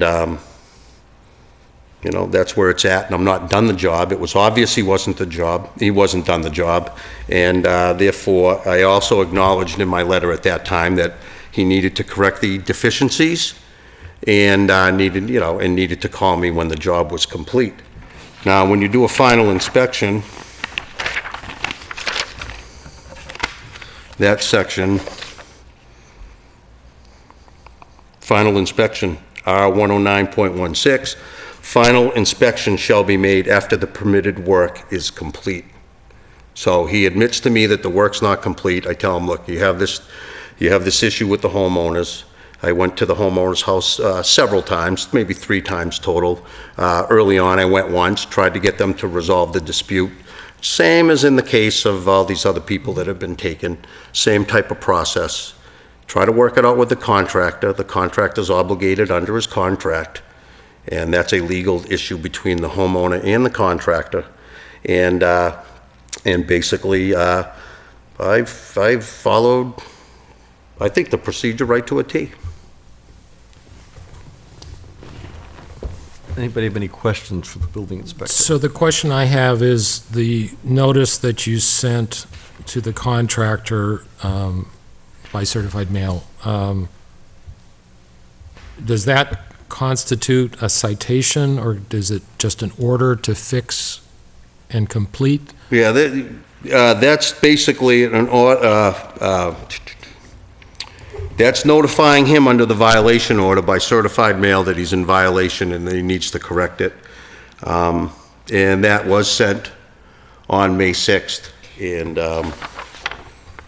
and acknowledged by the contractor. Is there a timeline put in, like it must be fixed by? You know, if you look at the section of the code, I can prescribe a time limit. The code did get amended, and basically when you go to the enforcement that Massachusetts amended, I'm sorry, you gotta find the section here.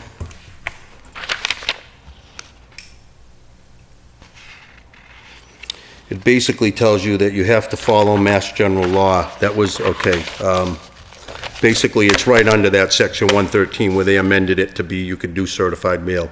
So 113.3, which references a timeline of within the time prescribed if he doesn't do it within the time prescribed. That section's been replaced. And that section that was replaced is under enforcement, section 113.3, entitled enforcement. This is in the Massachusetts amendments. And it says, violations to this code shall be enforced in accordance with the applicable provisions of Mass General Law, Chapter 143, Sections 6 through 10, and Section 94, Mass General Law, Chapter 148, and Mass General Law, Chapter 148A, and any other applicable state law. So when you look those sections up, none of those really apply, because Section 143, Section 6, it doesn't apply. I have it here. I'm not going to go into it. It does not apply. 94 does not apply. Mass General Law, Chapter 148 is the sprinkler law. That is 6 through 10. It's 143, 6 through 10. That's for unsafe structures that was brought up, Bob. Right. You brought up unsafe structures. Whole different kind of ball game, whole different section of the code if it's an unsafe structure. There's a whole process. I think some of the members of the board that have been here a while remember when we have unsafe structures, we have to go as far as putting a survey team together. There's an appeal process. It's very specific under the building code for unsafe structures. This is not considered under that section of the code an unsafe structure.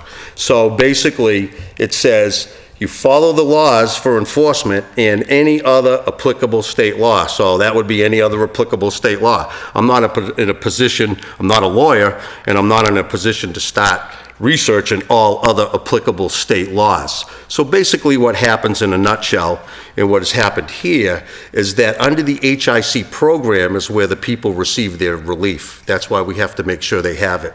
And that's very specific. When a homeowner pulls their own permit, they are waiving their right to the arbitration program when they pull their own permit, and they sign that document. I can read it to you if you want. They signed it for the porch. It didn't apply for the siding. But the contractor had the HIC. So in some of the other issues I've dealt with outside of this particular issue, I have been told by other homeowners that have had problems, people that have been taken for the 140, the 8,000 in windows, and another woman that currently has an issue on another property, that when you contact the HIC registration program that the state set up, they basically tell you you're going to probably wait, from what I've heard, and this is only coming from other individuals that have gone through the process that I send them on. That's the purpose of the HIC. That's the mechanism for them to seek their relief. It's not the building official's responsibility to coordinate their job for them, to make sure that the guy finishes the job. Maybe he's out of business. How do I force him to do that? Maybe he has no money. Do I pay him to go finish it? So it kind of stays out of the hands of the building official, although he regulates the building code and does the enforcement to make sure it gets met. If that doesn't get met, the HIC is the process in which to take, and that's why they developed that program. I heard through other people that there's like a 6-week waiting period, and that if you obtain a lawyer, and I've only heard this, that you have no right, you either go to court or go to the HIC. And in this particular case, the homeowner apparently has gone to court. Okay, so the HIC is not your area of expertise anyway, so let's just talk about in your estimation, the letter that you sent, that is the extent of what you could do. That is, I can't say you're going to pay $100. It's not like a zoning violation. I can't say you $100 a day for your fine. Right, that's what I'm saying. So, in your eyes, that is the extent that you could do in your office. So all the other places that you talked about that have similar scenarios, that's all you can do. That's for the homeowner to approach. Right, okay. Right. I just wanted to make sure that in your eyes, I believe I have followed the letter of the law, and I have issued a citation, if you want to call it that. It's my enforcement letter saying, you're in violation of the code. Building code. I did it certified mail like the building code says. I feel I've done my job. Okay. When do we issue, Kerry said we don't issue fines. When do we? I don't think there's not in the building code, I know of no mechanism that, it's legal action that's taken under the building code. So all other applicable laws of the Commonwealth is where it falls. The definition of unsafe structure? Totally different than what you if you have a leak at your house or if you have mold developing in your house. Totally different situation. That's defined. Totally section of the code. Defined in the statute. It's hazardous to life and limb. It's a collapsed building. It's a building that caught on fire that needs to be torn down immediately. It's more of that. If there was like some situation where nobody could live in the house or something like that, it might be deemed to be an unsafe structure in that regard. But when you get into the mold issue, that's not a building code issue. We don't even see the words mold. There's two types of mold. You know, we don't see that in the building code. That's a Board of Health issue. So there is, Bob, there is no mechanism that fines people. I guess I'm just, and I'm not questioning what you're saying right now. I'm awestruck that the extent of your authority is to send a letter, or the question becomes, when do you do cease and desist in a situation? If I did cease and desist, that's pretty much taken place. The guy stopped doing the work. I mean, I wouldn't cease and desist him in this particular case. I've instructed him to finish the work, repair any deficiencies in the letter. I said repair any deficiencies and correct any code violations, specifically is what I stated, and call me for the final inspection when you're done. He also had mentioned to me before I did that letter that he had not finished the job, and he quite frankly told me that he was told not to go back to the job.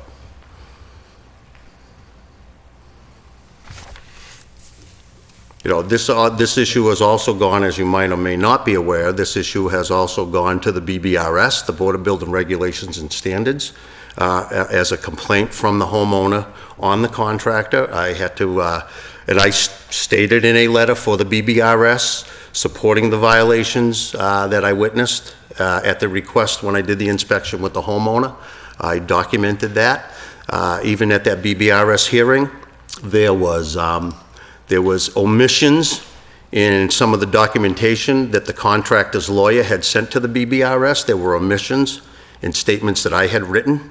And I sent a letter to the BBRS, which I also have, that the homeowner at the time was not even aware that I had done until they questioned why they thought, I guess, I wasn't supporting them or something. And I showed them the letter and I said, well, you didn't get a copy of this, but I sent this to the state. Totally supporting the homeowner. But again, out of my hands. I'm not the guy under contract to do the work. I'm only there to facilitate that the code gets complied with. Mr. Chairman, can you outline what action the BBRS took, if any? They haven't taken an action yet. There were four. We were told after the hearing that there were four avenues that the BBRS can take in a case like this. One is that they make the contractor go take the contractor's course again, so they know he's reading the building code and staying up to date with it, and it forces him to do so because now he has to get relicensed, and you can only do that if you're reading the code. That's number one. Number two is that there can be a revocation of the license, and he told all of us, the homeowner included, that those two would not be, it wouldn't be any of those two. The third and fourth one is a the next one is a revocation. It can be a revocation of the license. They can revoke the license. I already said that. That's the first two. So the BBRS right now would be looking at either a suspension of the license for a period of time, could be 30 days, 90. I just got a notice. I get them every week. Just got one that some contractor from like the Lowell area, 2 years they revoked. So that's serious. They said under this circumstance that they're probably looking at either a suspension of the license for a period of time or a reprimand.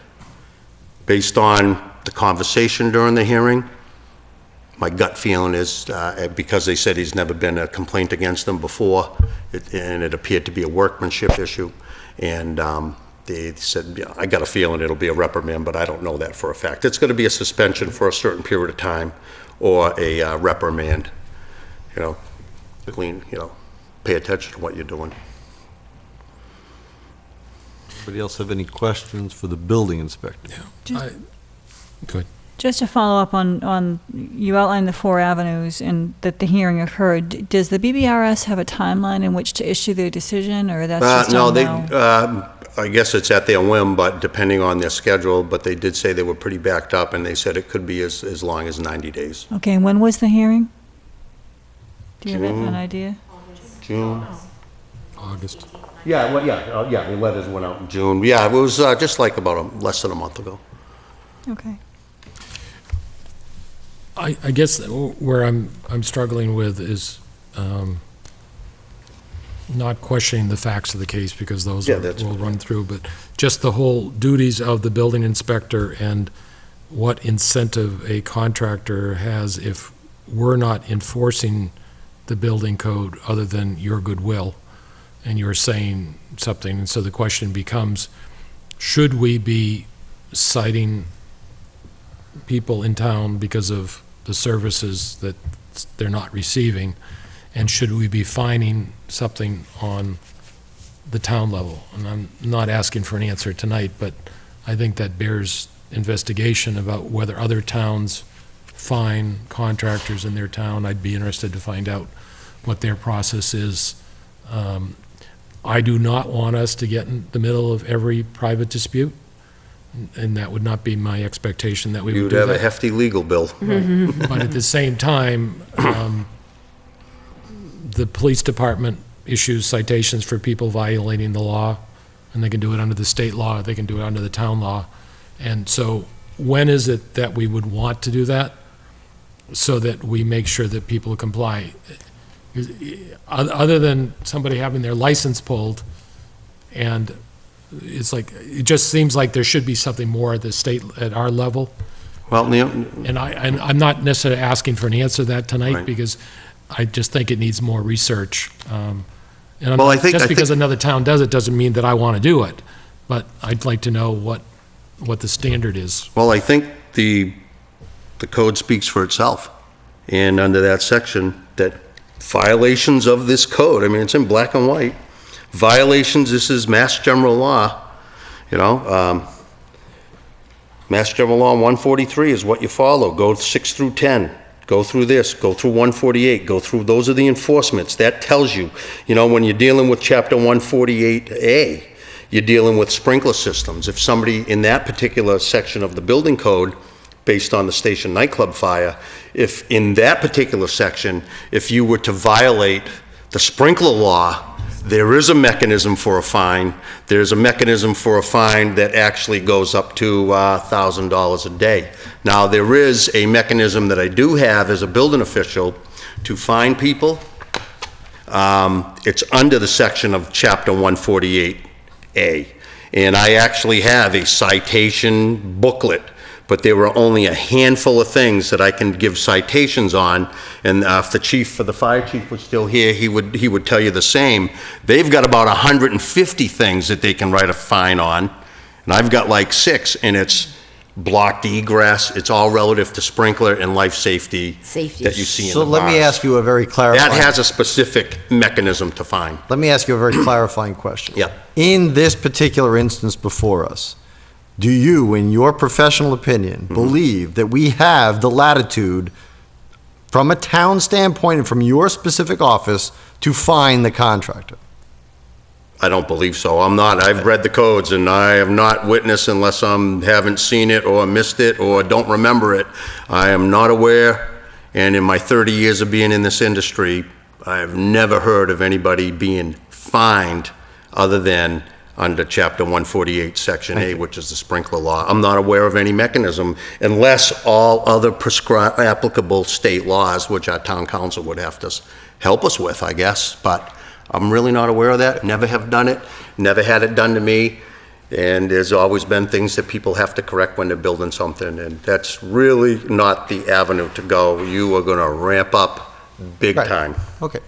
My last question is that it's your belief that that last letter that you sent by registered mail would be considered the citation? Oh, it is, under the code. I did follow that specifically by certified mail. And if you look at what the homeowner in this particular case is requesting, I think I've done that. And I will read the last letter of Jamie's latest email. It says, "At this point, the only action we are requesting from the town is that these mass code violations are formally documented through a citation and that the law is upheld and accountability may be given." I've issued that. I've spelled out the code. I've issued that code violation letter. And call it a citation, call it what you will, but I've done exactly what the code allows me to do in this case, and I believe what the homeowner was looking for. Do you have a copy of the letter that you issued with you? Yes. I do. Oh, we have it up here. Was that the one that was sent to us before? Yeah. So that was sent to us by email. I know, I just would like to Right, review agree, it right agree. now. I mean, after the investigation that we have asked, or the research, that we've asked the town manager through the building inspector to perform, and after the conversations between all the triangulations of the building inspector speaking to the homeowner to the town manager to the building inspector, the town manager to the contractor, et cetera, I, for one, am satisfied that we as a town have done what we could do. There are many, many discrepancies, as Mike has pointed out, between homeowners and contractors, between the slight and the outrageous, between people who are really out there scamming people and not. And that is its own arena. But this is what we can do in enforcing the building code. It is unfortunate that this is really left to between the homeowner and the contractor, in my eyes, but in whatever arenas, whether it's the BBRS or whether it's HIC, or even civil court, wherever that goes, that is the arena for this, because there is nothing, I believe, that the town can do in furthering this. I think we've provided the documentation that the job is clearly in violation as it exists, and it is up to the contractor to repair it, but barring that, there's no other jurisdiction we have over that. Mr. Chairman, if I might, if I was aware of another avenue other than the one that I believe that I have taken properly, I would be doing it. I'm just not aware of it. I've gone to the house at every request of the homeowner. I've sat at meetings with the town manager and the homeowners. I've listened to their side. They've highlighted issues on the state building code to me. I've concurred with what they believed.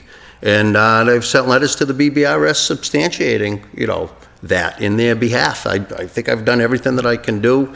But the HIC program, it's actually run by the Office of Consumer Affairs, and it's actually called an arbitration program, and it's there to resolve disputes from contractors. That's what it's for. That's why they instituted it. What does the HIC stand for? It's the Homeowner Improvement Registration. And basically, every contractor with a contractor's license. What does the C stand for? Homeowner, HIC, so homeowner improvement. I'm sorry, contractor's registration, sorry. Yeah. It's HICR. Yeah, HIC. It's a contractor's registration. So, I'm sorry. It's an arbitration program, and that's why the state put it, because that's really where the relief goes. And as I stated, I've only heard this. I've only called the HIC program once for the woman that was got $8,000 of windows taken from her, and with the help of the police chief at the time, Dan Bourgeois, and the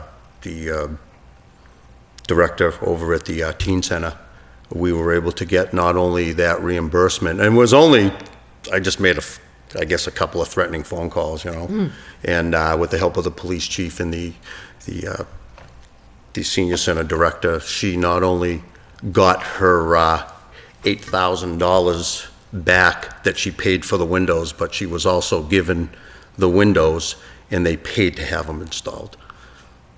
And in that particular case, when I talked to the person that administers the HIC program from the state, and I mentioned the contractor's name, they were very well aware of the contractor. And that's the avenue that people really take. And I only heard, and maybe Jamie would know this, but I don't know it firsthand, I was told by another woman that's having an issue and has had an issue now for about 2 years, that maybe a little less than 2 years with a leak in her roof, that she did call, and they basically told her if you obtain a lawyer, then you can't go through the program. So I don't know if that was the case, that why Jamie had gone that route, or whatever they decided to do personally is up to them. But the HIC, I believe, is the mechanism.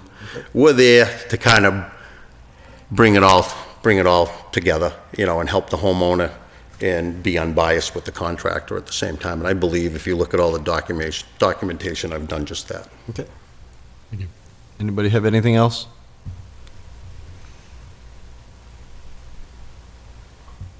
Thank you. Thank you. Did you want to speak? If you don't mind. Please. Thanks for everybody's time on this. Again, I appreciate Michael taking time out of his schedule, and Carrie and everybody at the Board of Selectmen. I really do appreciate your time. A couple of questions I have is now, if the town acknowledges that a citation has occurred with a specific contractor, does the town still allow that contractor to pull permits in the town until the citation is taken care of? Just something I didn't think to ask before, but might be something to ask now. Yeah. Thank you, Chairman. Yep. The answer to that would be that even if somebody's license is revoked, or if it's suspended, and I have these on numerous emails, I get them every week, it always says, if they have any other permits outstanding, that they're able to continue those permits. So basically, I think the question is, can they pull a new one? Pull new permits. until this is, Unless there right was now, some Jamie could suspended. pull permits, the contractor, Jamie, I guess. Contractor's name is Yeah, Jamie, there's two so. Jamies here. That Took me a while to makes figure things it out very when clear. people were calling. Yeah, actually. Basically, the contractor in this case can pull as many permits as he wants. If they suspend his license, any permits that he's pulled prior to the suspension, he's allowed to continue. My guess is because it's contractual. So the answer is yes. I'm going to translate Until- for Mike. The until answer is it- yes. Until it's... I'm just trying to speed this up, Mike. I'm serious. So fine, I know, the I answer know, is yes. I know. Tom's going to do one word. Thank you for that. No. I do request the town look into that further. If we're looking to protect the townspeople of Lunenburg and ensure that their best interests are had, I would really require or encourage the town of Selectmen to really look at that process. If contractors are being inconsistent with their workmanship or not following building code violation or building inspector or board of codes, and they have a noted citation, what makes anybody think that another citation may not occur? I think it's a checks and balance. I'm in healthcare, I'm certainly not in this field, but we have checks and balances across the board, and I think that would be a noted checks and balance that the town should possibly look into. Another question I have is, unfortunately because of this, we've been doing a lot of our own research and our own really understanding a lot of things that we probably would never have had to read or learn, for better or for worse. In multiple towns and communities around Massachusetts, in Worcester County, Norfolk County, Suffolk County, Essex County, I looked up, Wachusett area, Westminster, there is documentation, and it's all seems to come from the same documentation from the state, where inspections are required for phases of projects that do require installation of water barrier or a vapor barrier. With part of the siding permit, that is an aspect of the job that would be, in my assumption, a phase one of the process. Once that gets reviewed and passed, then the contractor can move on to phase two to complete the siding. In our case, to our knowledge, there was not an inspection of the phase one with the water vapor or the barrier, and then the contractor moved on to the siding. The siding has been quote-unquote completed, I guess, depending on who and which you speak to. The job is whether completed or not. So that's something else I would inquire, perhaps that falls under the and other bylaws and regulations. I know there's a lot of components to that. So I would request further research into that. We do not have any documentation of that phase one inspection taken place in our process. And then also, Another question is if there, and I've seen this on other states' website or other town websites within Massachusetts, Westminster, Essex County, Norfolk County, Sussex, through up and down the entire Western Mass and Central Mass, is that if a building permit is pulled and substantial work is not done within 6 months, then the building inspectors can come and do a final inspection, because without probable cause noted, such as illness, injury, then it would be safe to determine that that building permit is closed and ready for final inspection. I'm not sure, again, if that falls under another potential bylaw and other components. I know Massachusetts cites lots of other things, and it says, look here, and then you look here, and you have to go someplace else, and then to someplace else. So that's something else that I would like to have the town look into as well at your convenience. Again, I appreciate Michael's time on this. He's been very accommodating. I know the town has also been very accommodating. You know, it's interesting, as a consumer in this town, we have to pull a building permit to have work done. The purpose of the building permit is to ensure that the checks and balances occur, such as building code violations. Normal consumers, everyday townsfolk, we're not going to be aware of those. There's some pretty standard testing and licensure and certification, I'm sure Michael can attest, that you have to go through to really be the individual to enforce this. So to hear at the end of the day, it is really up to the homeowner to enforce the contractor to come back and do work that they've already been paid for, or we've already pulled permits for, and they're the only individual who could actually call for that final inspection or call for inspections, I think warrants some further look into the town of Lunenburg to protect other people from this. Perhaps this is occurring and nobody else knows or wants to pursue it because of the level of frustration and aggravation, and not to mention gray hairs that come with really advocating for yourself in this nature. So I think as an individual, as a town, we pulled the permits, we did everything under the sun that we could to empower ourselves, to open areas of communication, to have the contractor come back to just do what is right.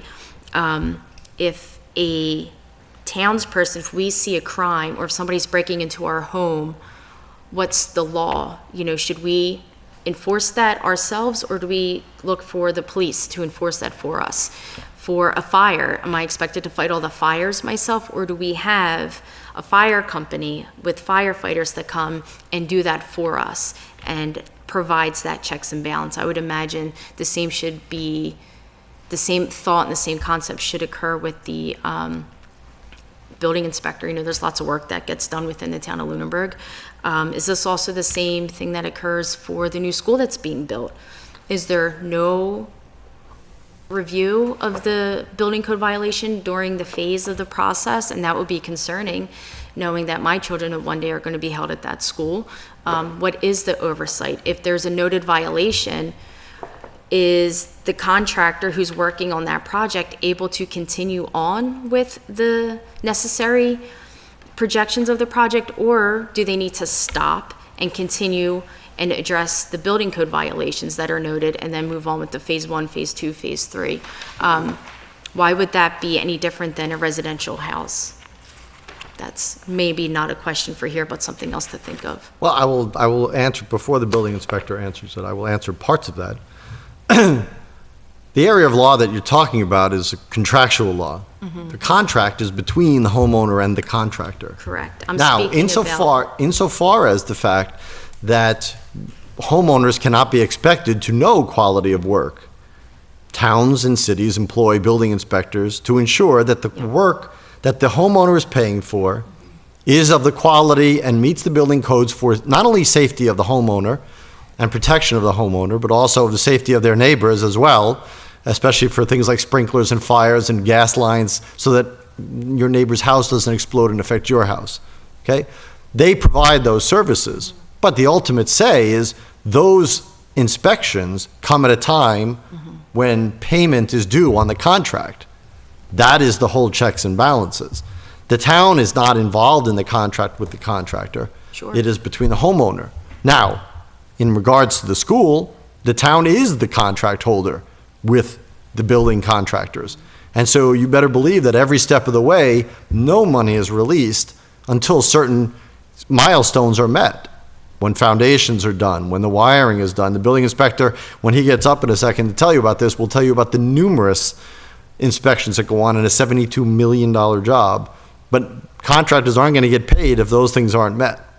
So The it's a difference great point. there also is that we have hired Mm-hmm. a firm Yep. to be our eyes and ears, separate from the building inspector. Correct. So we have an added contractor, separate from the contractor doing the work, inspecting it. So as a homeowner, if the contractor has pulled the permit, and I heard, unless I heard wrong, only the permit holder can call for an inspections, we as the homeowner are still held liable to ensure that the building code violations or lack thereof are occurring or not occurring. How are we, as permit pullers who are not in this field, and I'm sure I could speak on behalf of many folks within Lunenburg, how at the end of the day can we still be held liable to ensure that the building code is being held to the specific standard that it should if we do not have the power to call for specific inspections? Well, presumably, you wouldn't pay the contractor if the work was done. So if the contractor does work that is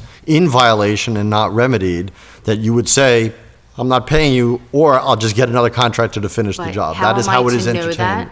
How am I to know that if I am not allowed to call the official who knows the code, who's aware of the code? How am I to know that? How are the people of Lunenburg supposed to be aware of the codes in order to say, hey, time out, contractor, this appears to not be up to code, let me call the building inspector, but I did not pull the permit, so I'm not legally able to call. I guess I'm just Well, I will let the confused. building inspector I- respond to that because he wants to, yes. I just want to comment on that because I've pulled numerous permits by myself. I've also had contractors pull permits. When you, as a homeowner, I believe you should have a copy of the building permit. And on that building permit, it's going to specifically say what inspections are required. And if you have a contract, I think it's, as the chairman stated, it's a contractual obligation. If you have a contract with a homeowner, I would believe you would put something in that on receipt of the sign off from the building inspector that the job is completed satisfactorily. Building permits do have specific sign offs that are required, and those vary. But it's not up to the town to regulate that contract between you and your contractor. I'm not asking anybody to regulate the contract. I guess we've been told that we as the homeowner are not allowed to call for inspection. If the contractor is not calling for inspection, there's an issue. We as consumers in the town of Lunenburg are putting our eggs in the basket of a contractor to act accordingly and to take the necessary steps. We now know all the necessary steps because now this is going on almost 2 years of our own research, of our own money, with lawyers and litigation and pursuing BBRS. We spoke to Mike in 2013. Only now in 2014 were we able to get a citation, even though the same components that Michael cited in 2014 was brought to his attention in 2013. So there might not be anything now that the town of Lunenburg is able to do, but I do think the town of Lunenburg should learn from this. Perhaps, maybe there's other bylaws available. I haven't come across any town of Lunenburg's bylaws. I'm able to come across other towns' bylaws very easily to ensure some further clarity for the homeowners of this town. And also to note with building code violations, I as a homeowner cannot legally sell my house. Did you know that with building code violations, you're not able to sell your house because a mortgage company will not back a homeowner with that? So now I am at a total zero loss for my house. I trusted a contractor to act accordingly. We now discovered and fought and pursued the building inspector to make these citations. We now have these citations. The contractor is still able to pull permits for more work in the town of Lunenburg, even though he has an outstanding permit. Work has not occurred on that permit in well over now 1.5 years. And there are citations of which, for multiple reasons, it sounds like he is not willing to come back and fix. We're pursuing it that way on our own time outside of this. Just looking, I guess, for more perhaps checks and balance and safety net. If it's not here now, perhaps that's something to look for in the future for the town of Lunenburg and its residents. And I would ask you if you can give us any of those citations as far as which communities have that. Sure, yep, when you I get- could get that for you as well. Thank you. And that's it. Mike? Thanks, Jim. I just want to reiterate, because the subject matter did come up, what's the homeowner, they're relying on the contractor because they can't call, again, section R 109.3, inspection requests. It shall be the duty of the permit holder or their agent to notify the building official. If someone doesn't call, if they're on the far end, 800 feet down Burridge Street on a driveway, and they don't call to tell me that they want me to look at the Tyvek or they want me to look at the roof while it's going up, I can't guess, nor do I have the time to call every permit holder and ask them every day if they started their job, because they're required to give a 24-hour notice, and no one has ever in the history of myself being a building official for 12 years. No one's ever called. So it's the duty of the permit holder to call, number one. Number two, as Jamie mentioned, did she need to rely on the fact that the contractor's going to do this for us? Absolutely. And why is that? Because in the permit application, she has signed a section of the permit. It says section 7A, with her signature here. It says owner authorization to be completed when owner's agent or contractor applies for a building permit. And she, Heather Scott, as owner of subject property, hereby authorized Jamie Doherty to act on my behalf in all matters relative to work authorized by this building permit application. That's it in a nutshell. She's relinquished her right. She had the right when she pulled the permit as the homeowner for the porch. She had the right. And again, at her request, I went to the house. Anybody calls me up, I go. Permit holder or not, you got an issue, I'm going to deal with it. And when I went there originally and dealt with the issue, and I think Jamie will attest to this, I was there trying to find a happy medium. Call the contractor, try to get them back, call the manufacturer if you're concerned about your warranty. I can't do that for them. But they sign their rights away. And they have to rely now on the person holding the permit, which they authorize, to act on their behalf. And if that person hasn't acted in good faith on their behalf, then I think the avenue that she's taken with a complaint to the BBRS on the contractor is valid. And I think that the action that they've taken in court for damages is valid also. But that's the avenue you take. You go to the HIC, you go to court, but you told me I deal with him.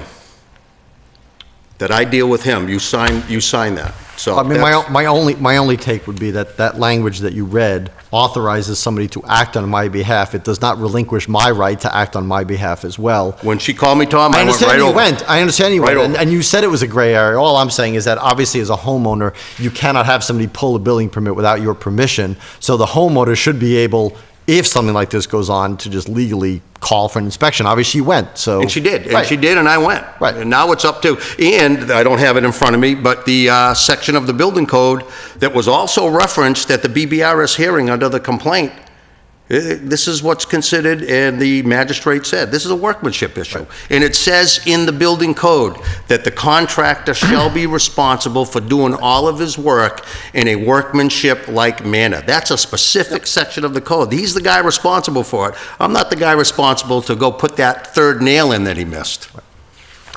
Thank you, Mike. Mr. Chairman, I think the only clarifying on that last point that I feel uncomfortable with, and I would like to feel more comfortable with, is that the homeowner never signed their rights away. They authorized somebody to exercise their right. Right. And they retain their own right as well. Well, that's what I suggested, Right, I right, agree. and I think that's important. Yeah, maybe it was a bad choice of words that I used No, on it's that, not, but it's yeah, not the you. homeowner It's not always you. has I'm just a right. saying that you're authorizing somebody else who could be you. Instead of me being there, you could talk to them about this project, but that doesn't mean I can't get to represent me either. I mean, so I think that's important. Well, then, that brings up, Brian needs to stand up. Yes, please. Get my exercise, I guess. So with that being said, with that clarity, I would like to formally request a final inspection, because as to my knowledge, the permit has been completed as I paid in full. Is that something that I'm allowed to request based on the understanding that I technically have not relinquished all of my rights for the final inspection to occur on a permit that I did not. Well, I would defer to the building inspector, but I'm guessing that I mean, the violations are going to be the same. I mean, I could go and do a final inspection over there, but as I stated in my May 6th letter, which, by the way, I need back for the building permit file, please, that he told me he's not done the job, and now the job is in dispute. Now the job is in court. I mean, where do we want, as a town, no disrespect, but we're, not for the contractor, I'm the unbiased guy here. Where do we, as a town, want to, and no disrespect, fight homeowners' battles for them? And, you ramp up your legal, fees for your lawyers, because once you do it for one, why wouldn't that lady come that got taken for $140,000 come to you? Why wouldn't the person on Pratt Street come to you? If you start fighting people's battles for them... How are we saying fighting people's battles? I don't understand. Well, I mean... If you go to a final inspection... This is in court. I understand that, but we're not paying to go to her court. If we go and say, hey, she's asking for a final inspection... I'll go do a final inspection. And you say, and I'm assuming that all the things that are in violation of in May are still in violation now, that's the final... I'll put the whole letter in capital letters. It doesn't change the outcome. Right. It's taken the process that it should be taken. I mean, Jamie, that's the process. I mean, like I said, I can order the contractor to tear the house down. I'm not the guy that's got to pay for it, and I'm not the guy that's got to do it. It's no sweat to me, believe me. I want to do what's right. The bottom line is, there's a process to follow, and I believe that the homeowner's following that process. If the town wants to change the rules, look at the charter, see what we're able to do, look at home rule, and it's like zoning, change it. I don't know. I'm going by what I feel is proper. If I go there and do a final inspection, I can tell you that I will reiterate everything that's written in the May 6th. That's my suggestion. So I don't know that it's going to be any helpful. It's going to be the same exact letter. The documentation's there. Right. And I'm not going to give a timeline on it. It's tied up in court. Right. But I guess the question is, if you do a final inspection, then that actually closes the case for you, and that you don't have to go back again, and any work that would need to be done in the future would require a new building permit. No, if it doesn't pass the final inspection, at least I've done a lot of work for building inspectors for software, and there's a pass and fail, and if it fails the final inspection, the permit is not closed out until such time as it passes the final inspection. And we don't have a timeline in Lunenburg for how long a building permit stays open. No. The building code states that a building permit is valid to exercise it within 6 months of issuance. For good reason, the building official can extend that. I can extend another 6 months at a time for the building permit. And I believe the current code says one extension. So if you don't start your permit within 6 months, I get a chance to do it for another 6 months for good reason. The purpose of that, in a nutshell, is the code changes, and you got to build under the code. Once you start the work, there is no time limit in which you need to complete it, as long as it says, that under the eyes of the building official, there is reasonable progression. Now, people get sick, people get cancer, people run out of money, there's an economic disaster, and things slow down. So you have to be somewhat subjective on to what level you're going to say stop. People have paid for permits. Guy comes in, pays $3,000 for a building permit, and in the 7th month, I'm going to tell him pay another $3,000. No, I'm going to extend the permit. The guy slows down. I had a case where a guy pulled a building permit, had to put a brand new house up. It's like, Mike, we go every winter for 6 months to Florida. Elderly couple. It was a burn job down on Lake Shirley. I says, don't worry about it. Pull your permit and just get started when you come back. I mean, there's subjectivity that can be used, and it's at the discretion of the building official. And when something takes a different action, such as go to the BBRS, go to the HIC, go to court, I put the brakes on. I'm not going to give a timeline on anything. Somebody else is regulating that timeline. That contractor's not going back till the court case is settled, if he goes back at all. And I don't want to talk about the details of the case. It's interesting you bring that up, because the issues that were just cited in 2014, now that we're in court in BBRS, are the same issues that we brought to the attention in 2013 before court, before BBRS. So the root, potentially, if you look at root cause analysis, depending on your comfort level with that, is if the process was followed in 2013 when we asked for a final inspection before court, before BBRS, we were denied that. If we were able to get that final inspection, and if we were able to get that at the request in March of 2013, before court, before legal, before all this other end stuff, we may not be here today. I may not be buying court fees and lawyer fees. So I really encourage the town of Lunenburg to look at that. This was brought to the town's building officials' attention in March, if not a little sooner, in 2013. We asked for a final inspection. We were told no. We asked for a citation for code violations. We were told, go to the manufacturer. We now fast forward 2014, BBRS, our own internal third-party components that we're doing, and now it seems that you could look back in 2013, if the process was followed, we as a homeowner may not be here. So perhaps the process did fail us. Just putting that out there. And that's all I have to say. Thank you. Thank you.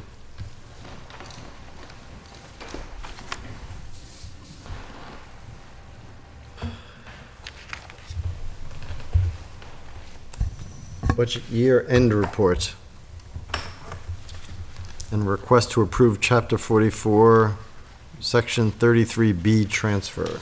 Okay, so I will go through this as quickly as I can. In your packet, there is a memorandum from me with some information about our year-end close. So I think the items that I would like to highlight when we closed fiscal year 2014, from an expenditure perspective,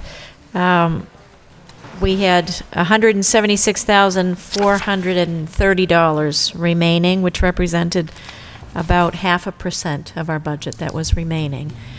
From a revenue perspective, we did a little bit better than what we had expected, and our revenues came in at $207,473 above our projections, which was 1.13% estimate, higher than our estimate. So just from a budget perspective, we had a surplus of $383,902.62. I did go through and highlight a couple of different revenues, and I would like to just go through those quickly, where we did either better than projected or worse than. First, in fines and forfeits, we collected a significant amount over what we originally budgeted, about close to 75% higher than what we budgeted. We've talked about this before. We've talked about this at the Finance Committee level. This really has to do with motor vehicle tickets that were issued. And I think, one of the problems that we've seen in the past years, we've been understaffed. We've had unfilled positions within the police department for a number of years until just last year. So when we've had part-time people filling full-time positions, one of the shifts that didn't always get filled was our traffic enforcement. And now that we've had a full year of full staff with that traffic enforcement, we did see a higher collection than what we had projected, and I expect that to continue. The second is the local options meals tax. We collected about 27% higher than what we estimated. This was something that was adopted in town in 2010. When we adopted it, the State Department of Revenue told us what we could expect for receipts, which was about $65,000. And for the years that we've had this, until fiscal 14, we collected about $65,000. In fiscal 14, we collected almost $85,000. This is something that we will try to find out why, but it is difficult because these are taxes that are paid to the State Department of Revenue, and they turn around and reimburse us, and they don't give us any backup data for this. And when we've inquired as to where these receipts are coming from, we get very limited information. So we will continue to try to press that, because I'd like to know if we should expect $85,000 or if this is representative of payments, back payments that were being made. Right. Sometimes people will pay a quarter behind. So this is this is difficult for us because we don't have a lot of data. So rhetorical question, so how do we know that we're getting the proper amount if there's no accounting for what we're getting? It's an excellent question, and we're going to try to find the answer to that. And then the timing specifically, how much of a lag is there? Right. Because if they have to pay on a quarterly basis. Mm-hmm. So the next item I wanted to mention is tax liens. We don't ever anticipate, or it would be highly unlikely that we would expect to receive anything here. In fiscal 14, we had the tax title for 163 and 171 Lancaster Avenue paid off. That was a significant tax title, $151,000. Is that the Woodbridge one? That is the home up on the hill. Yeah, it is Woodbridge, wow. I've heard it referred to as a number of things, but not Woodbridge That was the last sign. That's the name on it that was Okay. on the sign. On Clark's Hill. Our real estate tax collections as of the end of the fiscal year were 98.6%. That's very strong. Our departmental receipts were less than what we projected at about 88%. This is something we'll need to look at and potentially reduce our estimate for fiscal 15 when we put the tax rate recap together and look at that for fiscal 16. Motor vehicle excise taxes, our collections were about $135,000 higher than what we had estimated, but we had one commitment go out in fiscal 13 that was due in 14. The commitments come to us from the state. We always get one in June, and we try to turn it around as fast as we can, so the due date is within the same fiscal year. That doesn't always happen.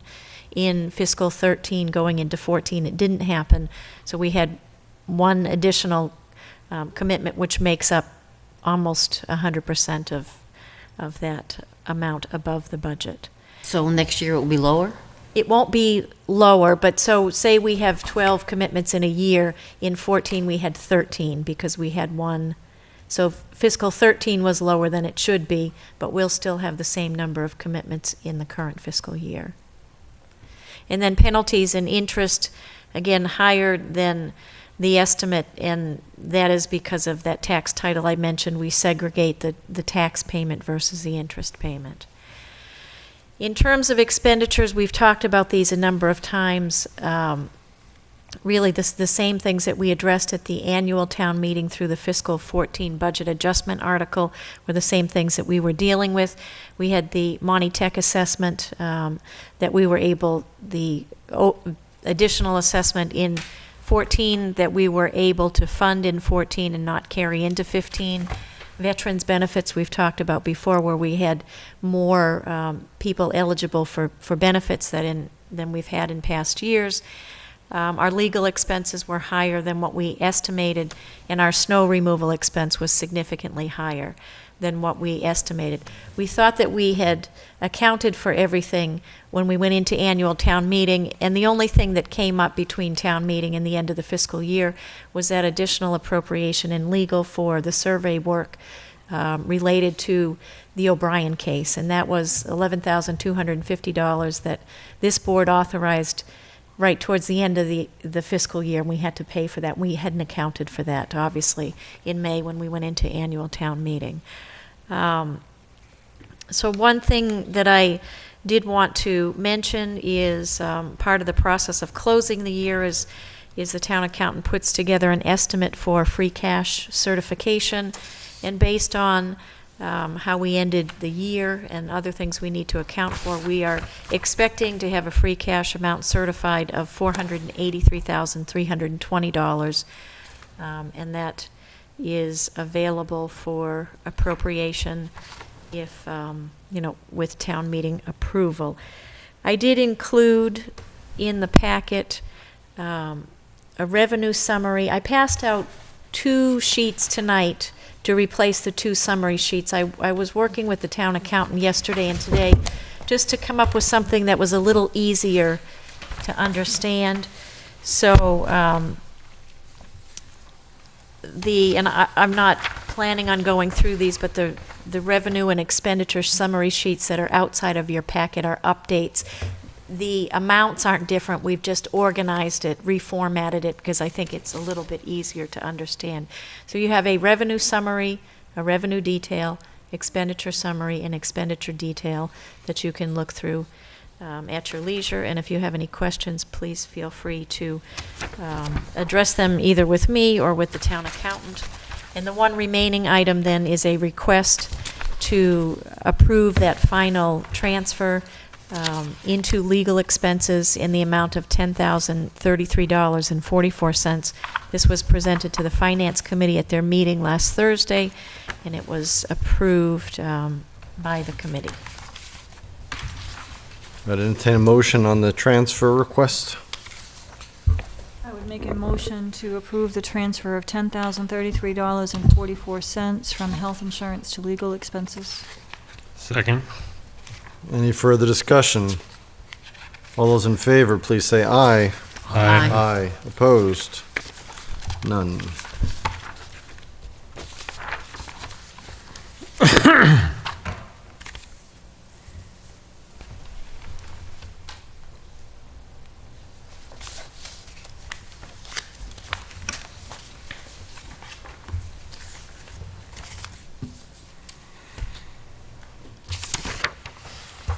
Okay, appointments, reappointments, interviews, what's there? We don't have anything for this. So the, up for appointment this evening, dam keeper, assistant dam keeper, town council, and the clock winders. I can read the names if that makes it easier. For dam keeper, Ronald Wilson. For assistant dam keeper, Richard Patry. Town council, Copelman and Page. Clock winders, Jay Schwartz, Tom Alonso, John Lynch, Thomas Maroka, and alternates Al Dettenreiter, Brian LeBlanc, and A. Dexter White. I think we should hold off on the clock winders because I'll get you a more current, these are not the current members. Okay. You'll get them to us in a timely manner? Yes, like clockwork. I know some people don't even live in town anymore, so can you just, because I'm going to be away, can you send an email to Al Dettenreiter? Yes. Okay. So I would suggest that we remove those from reappointment and get the right list. I would make a motion to appoint the dam keeper, assistant dam keeper, and town council as read by the town manager. Second. Any further comment? All those in favor, please say aye. Aye. Aye. Aye. Opposed? None. Okay. Minutes.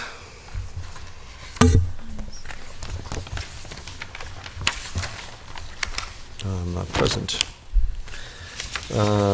Warrants. One accounts payable warrant in the amount of $240,031.05.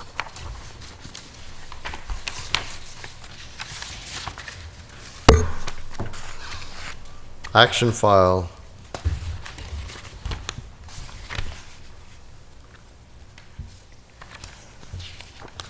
No action file issues.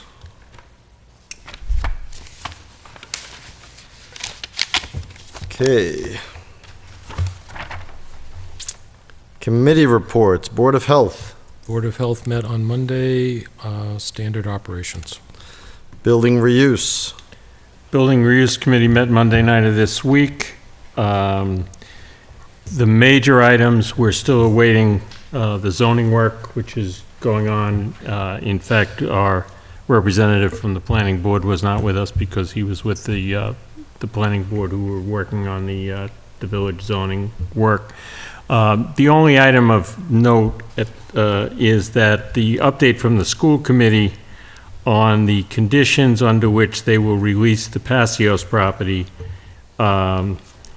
There's a discussion and some correspondence talking about the line that we've requested and the 30 parking lots, Right. 30 parking spaces right. associated with the That Passios. is correct. So that's still an outstanding issue, and I think it needs to be resolved. I don't think it's a showstopper, but it's something we do need to work through until we've kind of addressed the zoning issue. It's not, like I say, it's not in the critical path, but it's something we need to talk about. And it was a slight surprise to some of the members of the building reuse because we thought we had that behind us.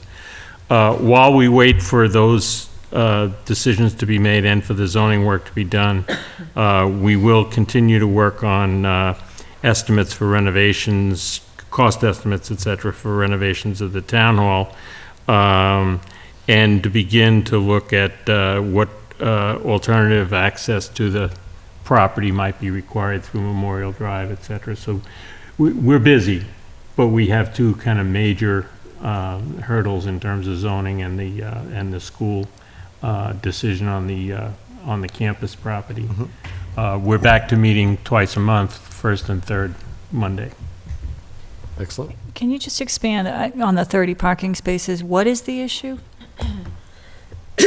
Okay, at this point, the plan that was submitted to the MSBA included an estimate on parking for, I'm trying to remember the word that they used, the kind of excess Overflow? parking. The overflow parking.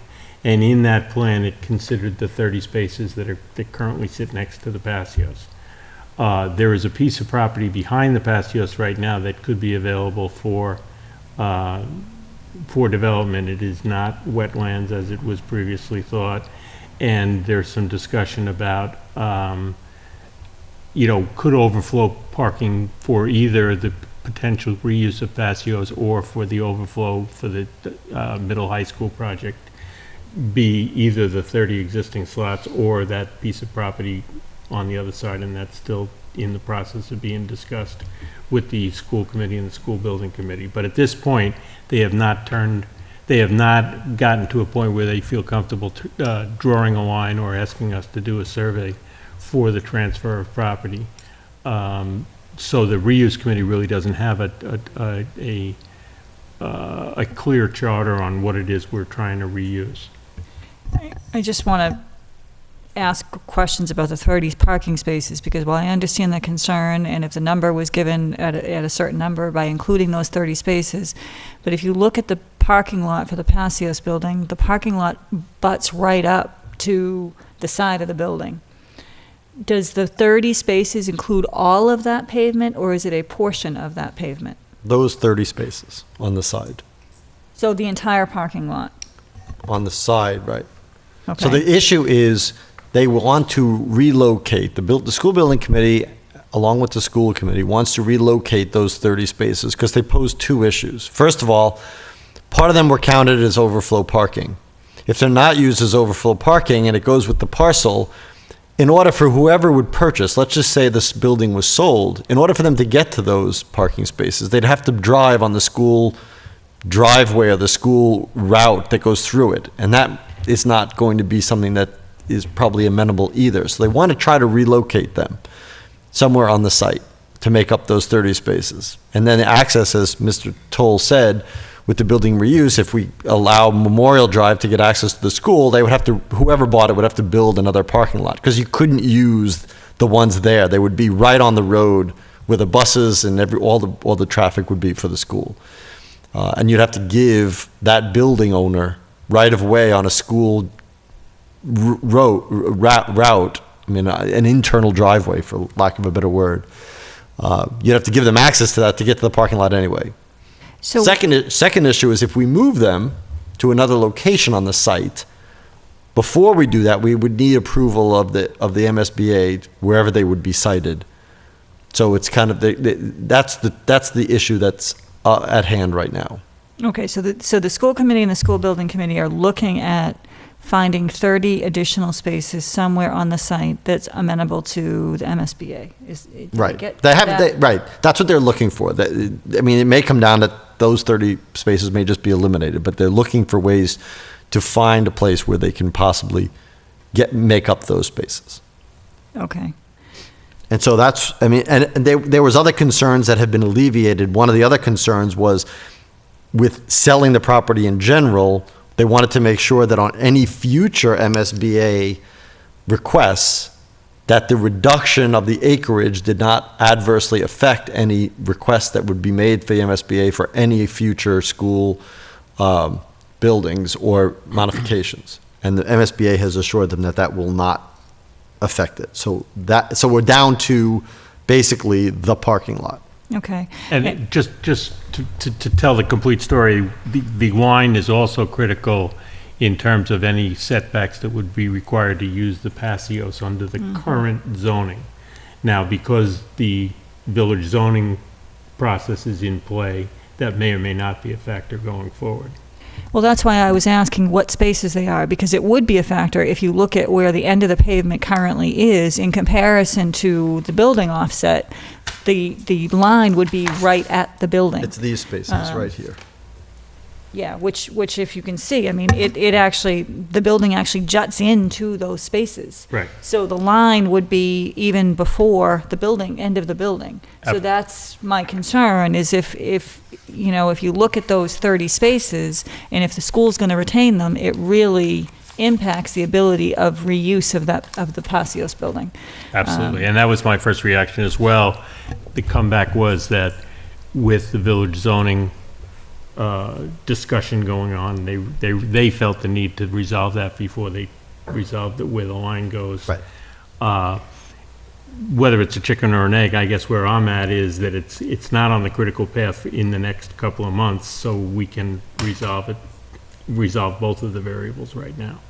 Well, it is kind of the chicken and the egg, because I know the planning board is looking to see what the lines are of the property so that Right. they can clearly define the zoning. Right. So it really is, and And they're the school board hoping is to- looking for the most Right. possible property without affecting the Right. value of the patios. Right, So and I that's mean, where we are. right, and in order to make the zoning changes, we have to know where that line is. And the hope is to bring something to annual town meeting for a bylaw. Correct. But actually, the fall town meeting was the hope, but it doesn't look Right. like that's gonna be realistic if we don't have a property line, because we don't know what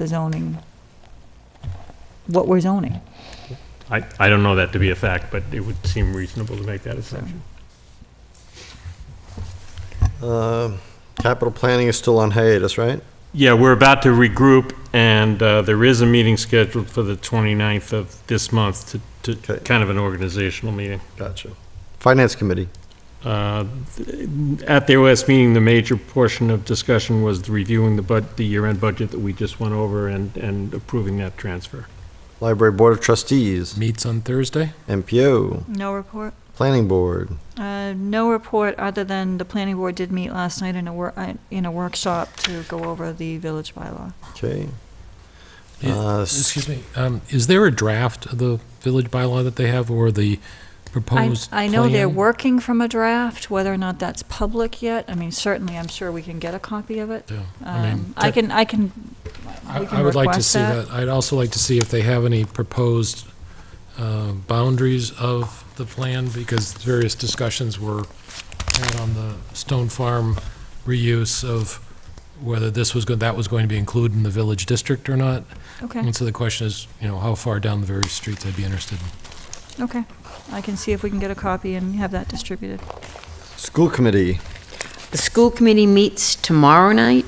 The topics will include the FY16 capital plan initial discussion, and an update and discussion of the release of the Pasios building. School building committee, I was not able to attend last week, but the two things that were the big news were what we just discussed with the Pasios building and what's going on with drawing the plot lines for that. And also, as were the announcements, the groundbreaking ceremony on Saturday, October 18th at 1:15. Excuse me. And the other thing I'd like to compliment I don't know if it's our site manager or whatever, that they are sending out emails for regular updates in addition to the 2-week look ahead. For instance, we talk about groundbreaking, but they're talking about the compacting of soil. They did send out the notice to the abutters, letting them know that, so appreciate the regular communication. Yeah, I think that's the OPM and Shawmut. Yeah, Shawmut's, they're doing a good job. Sewer Commission. Sewer Commission is meeting tonight. Of note, other than what I've talked about before, they recently sent out fines for grease trap reporting, non-compliance, for known illegal connections of sump pumps, and for failure to allow access to verify illegal connections.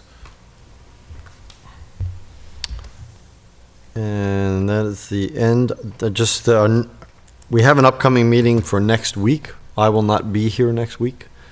I don't know what the pleasure of the board is, if there's agenda items to cover next week.